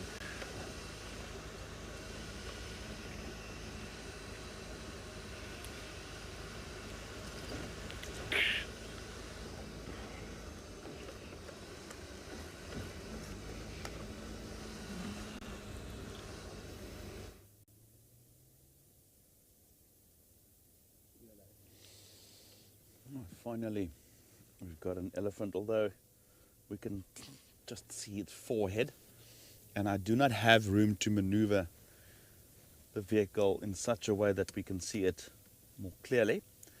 Only thing we can do is give it time to possibly emerge into a more favorable area. Young bull, at the moment it's only the one individual. Do not see any other elephants around, and that's okay, that's normal. Some of these bulls do roam around by themselves, much like us.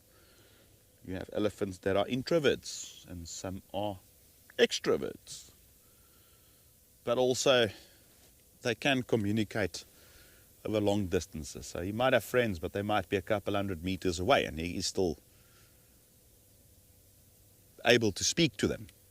And I'm deliberately using the word speak because that's what they do. They have a language.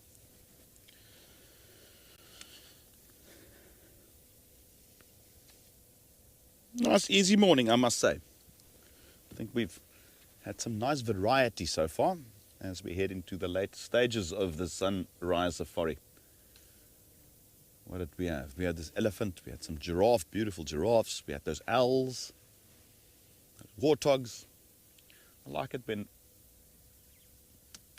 the lesser known or smaller things tend to jump out at us. That's always nice to just shift your focus to those things, which is at times unintentionally neglected. And I think it's imperative that we connect people not only to the big and scary and hairy animals, but to everything around us.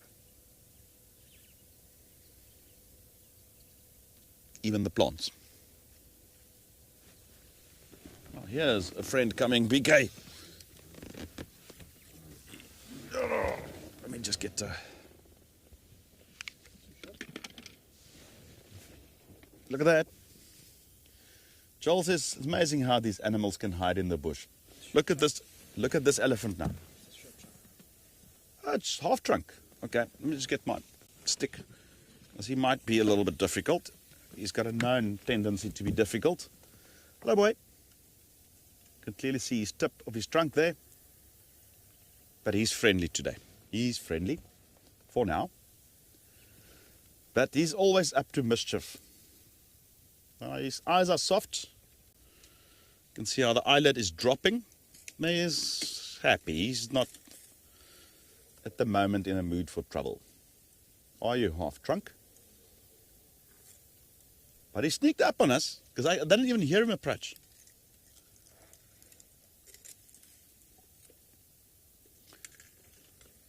But he's okay. And you are pointing towards camp. I can see that. Don't come and cause trouble today again. Mine shot. All right. Let me just move a little bit here. Sorry. Yeah, I'll move out of the shot. Let's look at the elephant.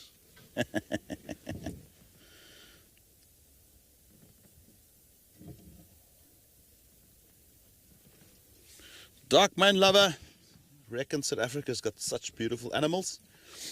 Indeed, and not only confined to South Africa, but Africa in general.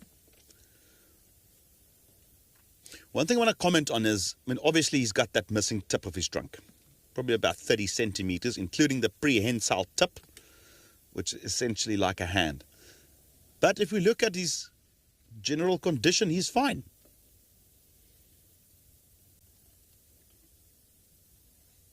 And we don't know what caused the injury initially.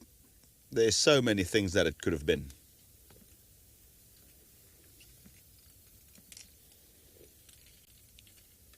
But he's found ways to circumnavigate that handicap.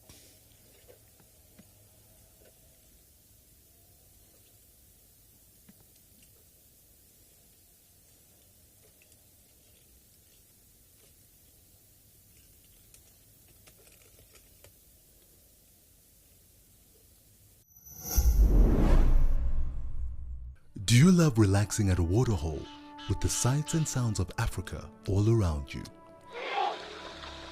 Well, we have some really exciting news for you. From August 1st, Africam is joining forces with WildEarth to bring the majesty of Africa right into your living room with 9 incredible new waterhole cameras from across South Africa and Kenya. Get ready to embark on a new journey. This is Live at the Waterhole.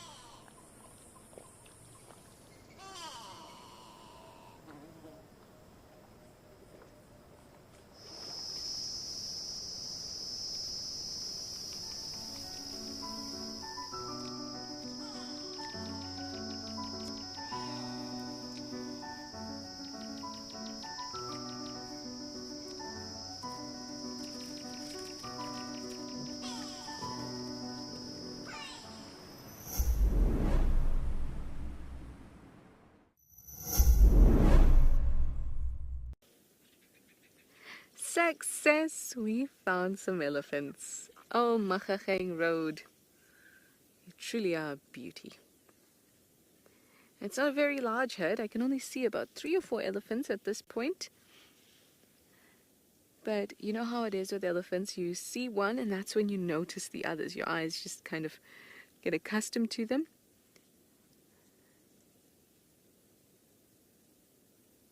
Very relaxed as usual. There's another little one behind that bush there. Hoping it'll come out and towards the cow that's right in front of us, out in the open. You can just see the movement. There we go.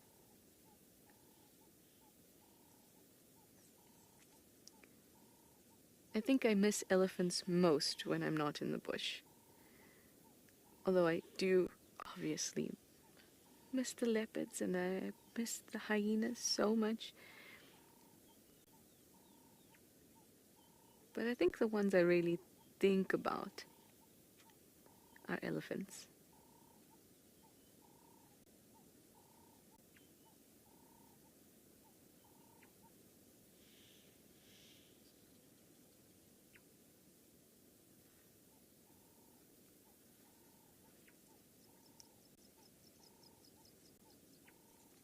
Now this cow looked a little uncomfortable when we first saw her. Oh, come on, you can make it, you can make it. Can you see that little one trying? What are you doing? You can do it. Well done. Yvette, thank you. You say yay, yes, we got our elephants. This makes me so happy. Yesterday was a proper elephanty day, though. Oh, they're talking.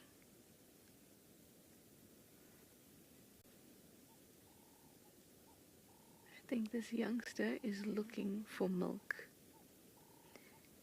It put its trunk by its mother's teat, but the mother did not move the leg. So usually when they're going to allow the baby to feed, they move that leg by that teat forward a little bit, so that just gives the baby space. There we go. No movement. Then I heard the growl as well, or the rumble rather. You gonna try the other side? No, Mom's not gonna let you.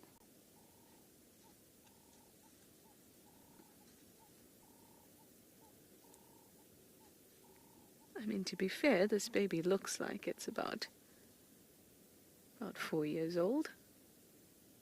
Possibly going on 5. It's not a small thing.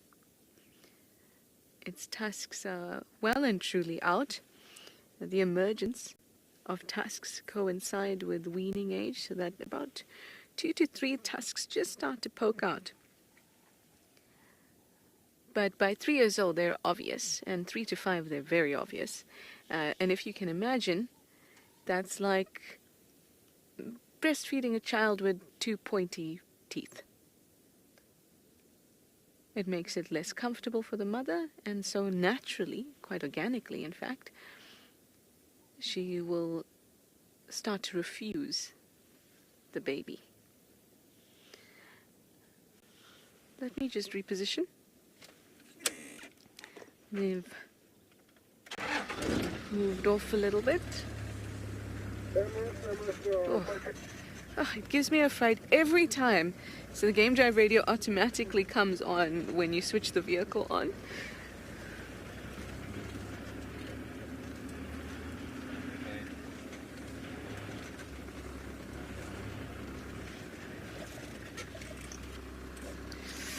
They are moving into the bush. We might get one last view.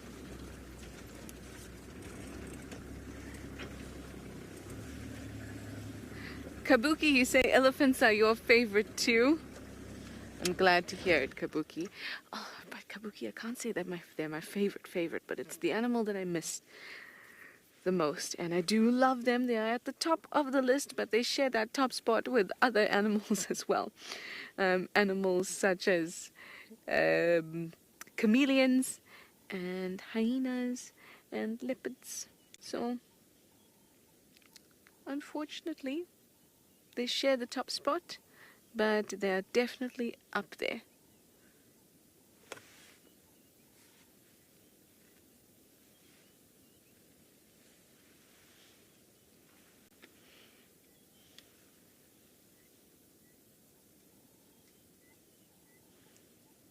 Off they go. I mean, there's one more just right in front of us, but she's well hidden.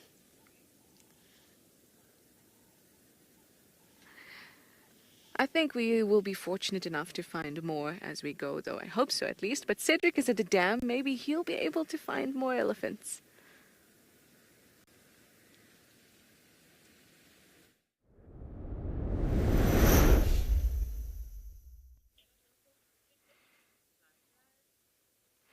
Thank you, Trish. I'm glad that you got your elephants on your last day there in Madikwe. And yes, well, maybe we get some elephants coming down this side. But for now, we've got some hippopotamuses. We've got the one that's just gone, excuse me, got the one that just went under now. It's one of the youngsters. And I know yesterday when we actually arrived here as well, this young one came playing around, came towards us and like started breaching. Look at it. Really having a lot of fun. And I'm sure this one is paddling because Buffelshoek Dam is very full, or very deep, and now very full. And you can see this one's just moving along, and I'm sure yesterday this one was paddling, and as you know, hippos aren't the greatest of swimmers. They can hardly swim. They actually will run at the bottom. They'll go down like that now, run at the bottom, and they'll kick themselves up. I think this young one has mastered the art of paddling, doggy paddling, or doggy paddle as they call it. That's how I learned how to swim, was a doggy paddle. Oh, he's going under again. Looks like those youngsters having a lot of fun. Got a bit excited when we arrived here. They weren't too excited when we got here, but as soon as we arrived and we sat here for a few minutes, all of a sudden they started showing off. And then a little bit further up there, we've got the female with that young calf. So now and again we get to see the little head popping out of the water. That's of course mom at the moment. And I just want to see if we can get a view of the baby. Very young one.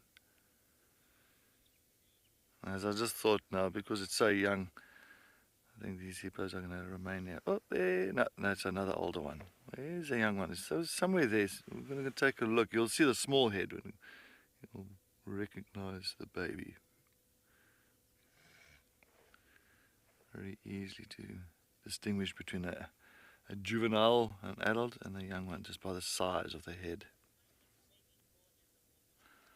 Brian, yes, they are born in the water. That's why you'll find the hippo's gestation period is about 8 months. So very short. You can imagine for such a big mammal of 2 tons, the gestation period is only 8 months because they give birth in the water, like a water baby. And then, of course, the water supports the baby. It's easy. They don't have to run around or anything like that. They've got the water as a good old support. So I'm just trying to see if we can find that young one now. It is there exactly where we're looking now. I think it's with that female. I think she might be going to the left there.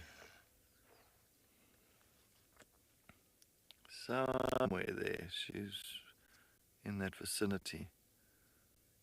I don't know if she's going to pop out anytime soon.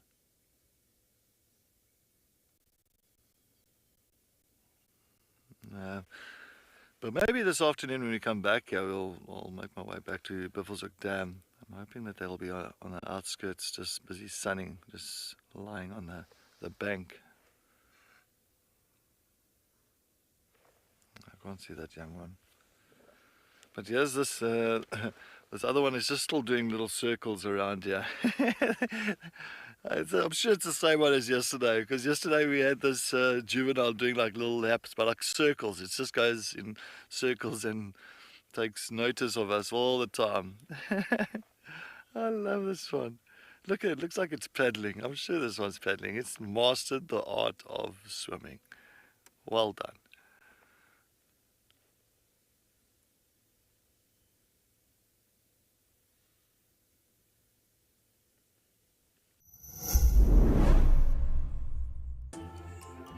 Not everyone gets excited to hear a leopard chuff, spot a pangolin, or see a real impala rut.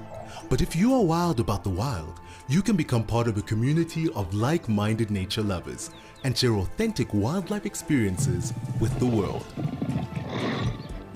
Join the Explorers Club and you will also enjoy the many benefits that come with it too. WildEarth Explorers, it's in your nature. .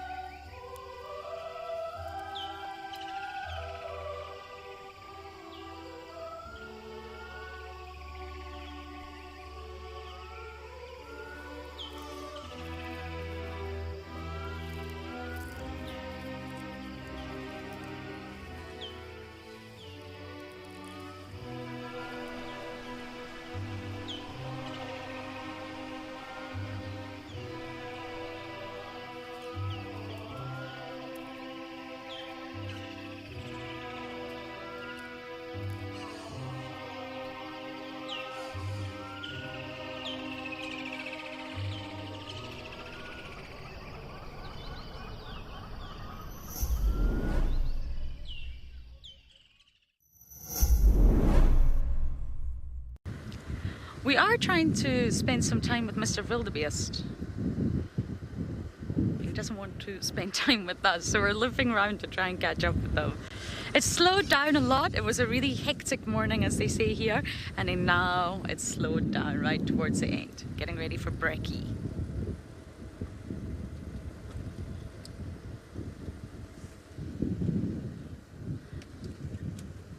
Ah, here everyone is, wildebeest and impala.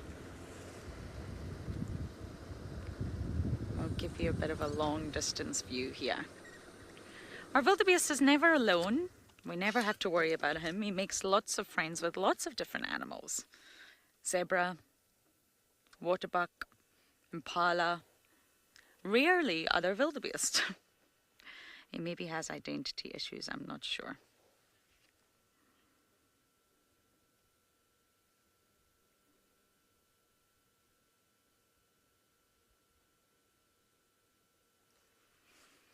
It's still beautiful scenes. I love our open area so much. It's definitely my favourite place on the reserve. There's just always so much to see.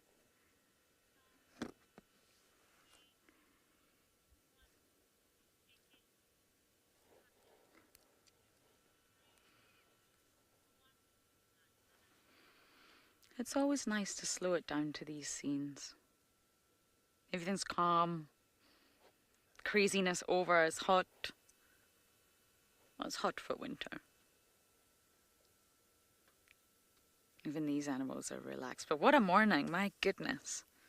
This is how it works here. When it rains, it pours. You have your quiet days and then boom, your good days. I have a funny feeling Mr. Madeebs might come back. It may be after the sun has set, and I have a funny feeling he's going to come back to that area.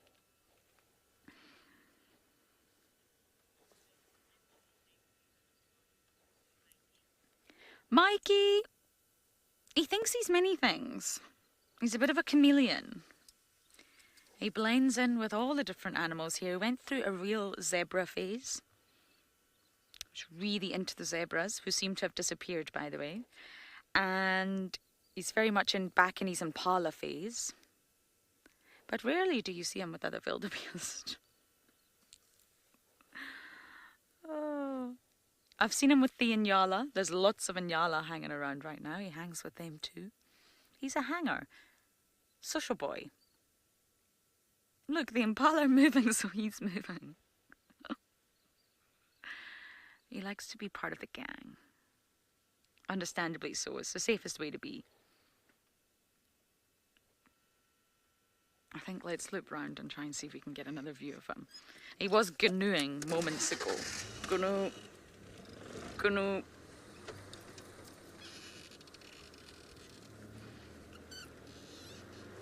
Sorry, you'll need to repeat that one more time, FC.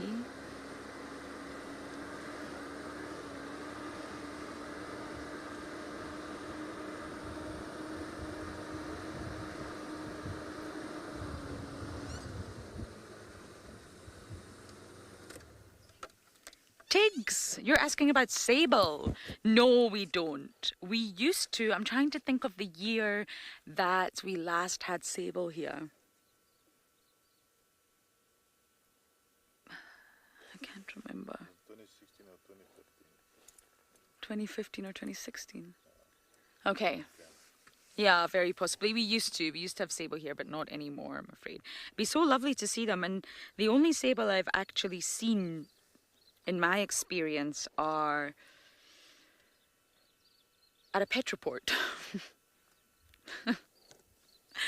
called Al Zoo. It's a fantastic pet report from Johannesburg here, and it's got great restaurants, and it's also got a lot of animals, including rhinos, sable, eland, buffalo. Ah, okay, 2016, early 2016. There was a sable here, so they can pass through, but I've definitely never seen one. It's not really the right habitat for them here. They're such beautiful regal animals. But if you ever are driving to the Lowveld, you must visit that pet report. It's great. It's also got a Nando's.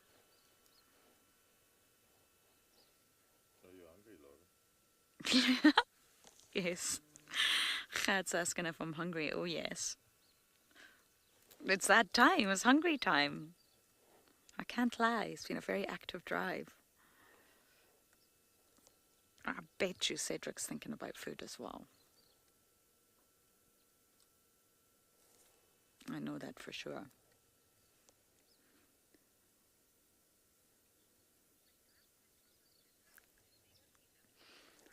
Okay, we're going to slowly make our way through the open area, see what else we can find, and you guys are going to head over to Chris.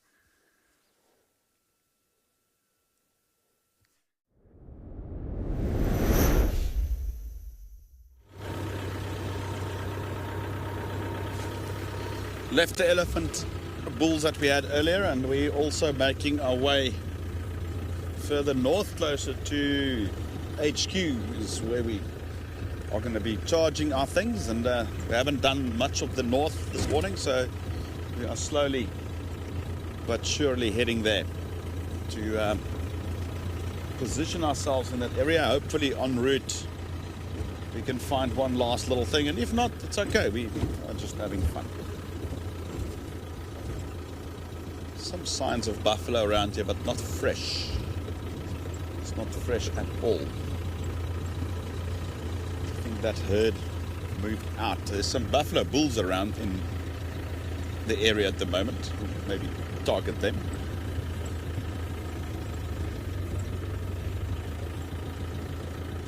Just got a question there from Leopard Lover that came through very unclear. I'm just going to ask Mission Control to repeat that for me, please. Just had a break in audio there.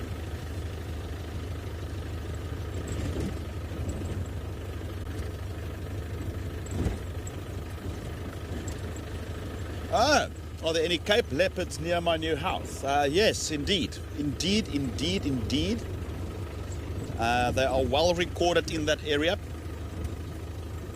There is a couple of reserves around in that area who's had confirmed trail cams and things that recorded them around. So just as a bit of background, the Cape leopard, not a different species.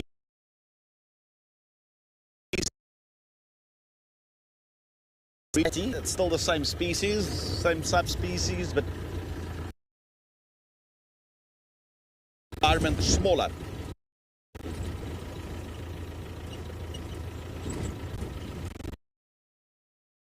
Smaller than the savanna.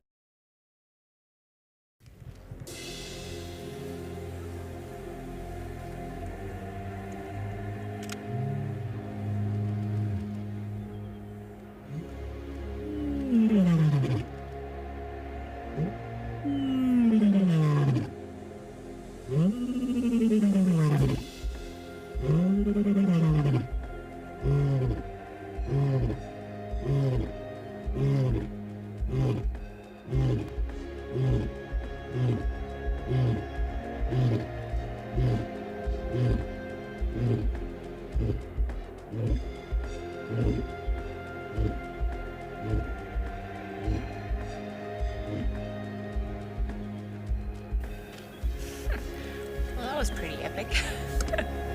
He even got up for us. He's definitely looking for the rest of the lionesses.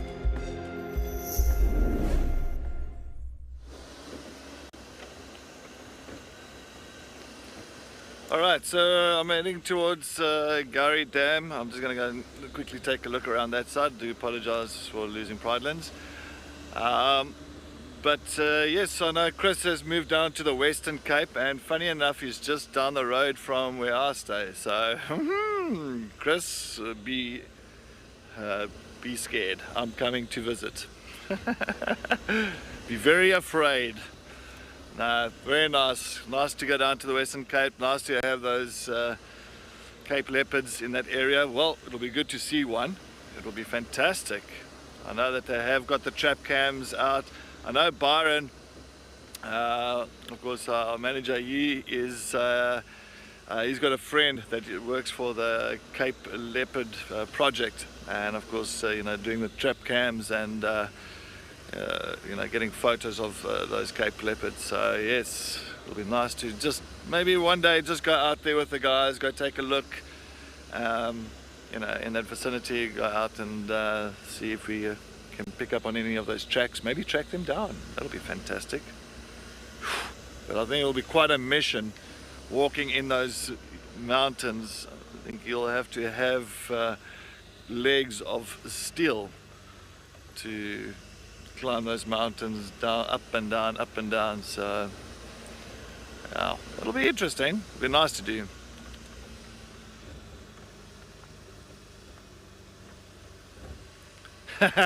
Lola, I think yes, I will definitely take some photos when I'm there over with Chris. I'm sure it'll be a lot of fun. I'm sure it'll be a lot of fun. So yes, we will do that. So, and I said to him now, because I know he's heading that side, so my next leave, I'm heading down to my parents in Sedgefield. That's in the Western Cape. So I told Chris, I said, listen Chris, I will be seeing you very soon when I get down that side.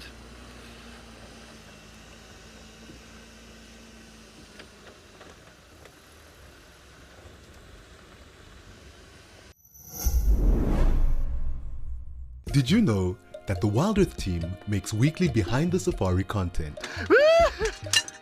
Would you like to get to know the WildEarth family better? See how we live. This is Igor's bedroom. Learn about our production process. And see the antics that happen off camera. Sign up to be an explorer and you will get access to all this content and more.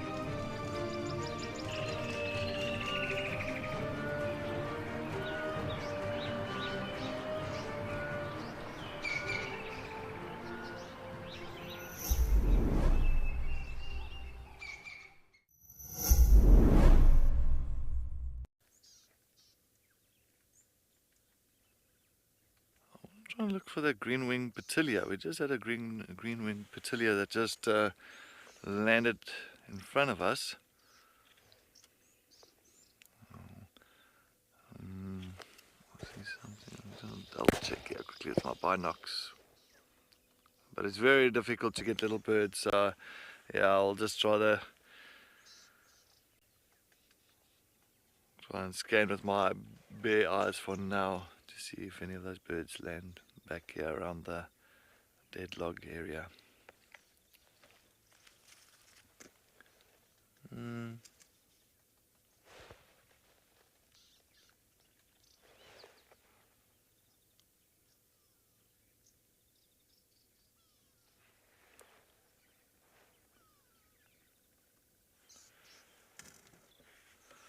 But yeah, you never know, this afternoon as well. Looking forward to the sunset safari, especially that the day is so hot. I think this afternoon heading to the dams will be a perfect thing. Just to go and sit there, watch, maybe get some elephants coming down.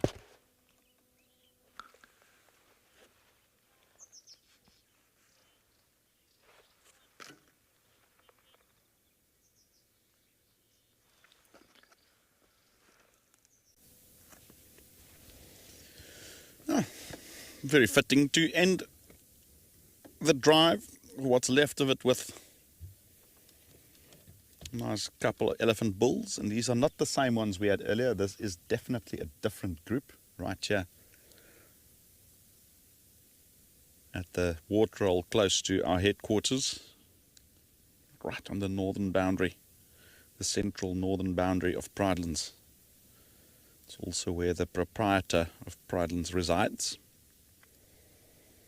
And we've got our own little storeroom there where we charge all our equipment. And I was hoping that there would be something at this waterhole, and behold, some elephants.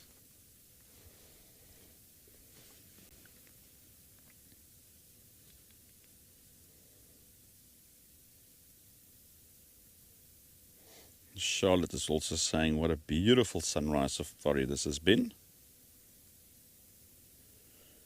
And I think everybody will be in agreement there. Nice and varied, I think. And as always, Pridelands' contribution included elephants. And as we all know, there's plenty of them around at the moment.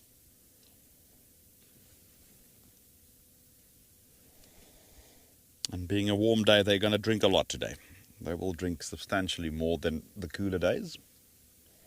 Perhaps this afternoon we might even get them going into the water, which I'm really hoping will happen. Well, that basically wraps a great morning out here in the bush.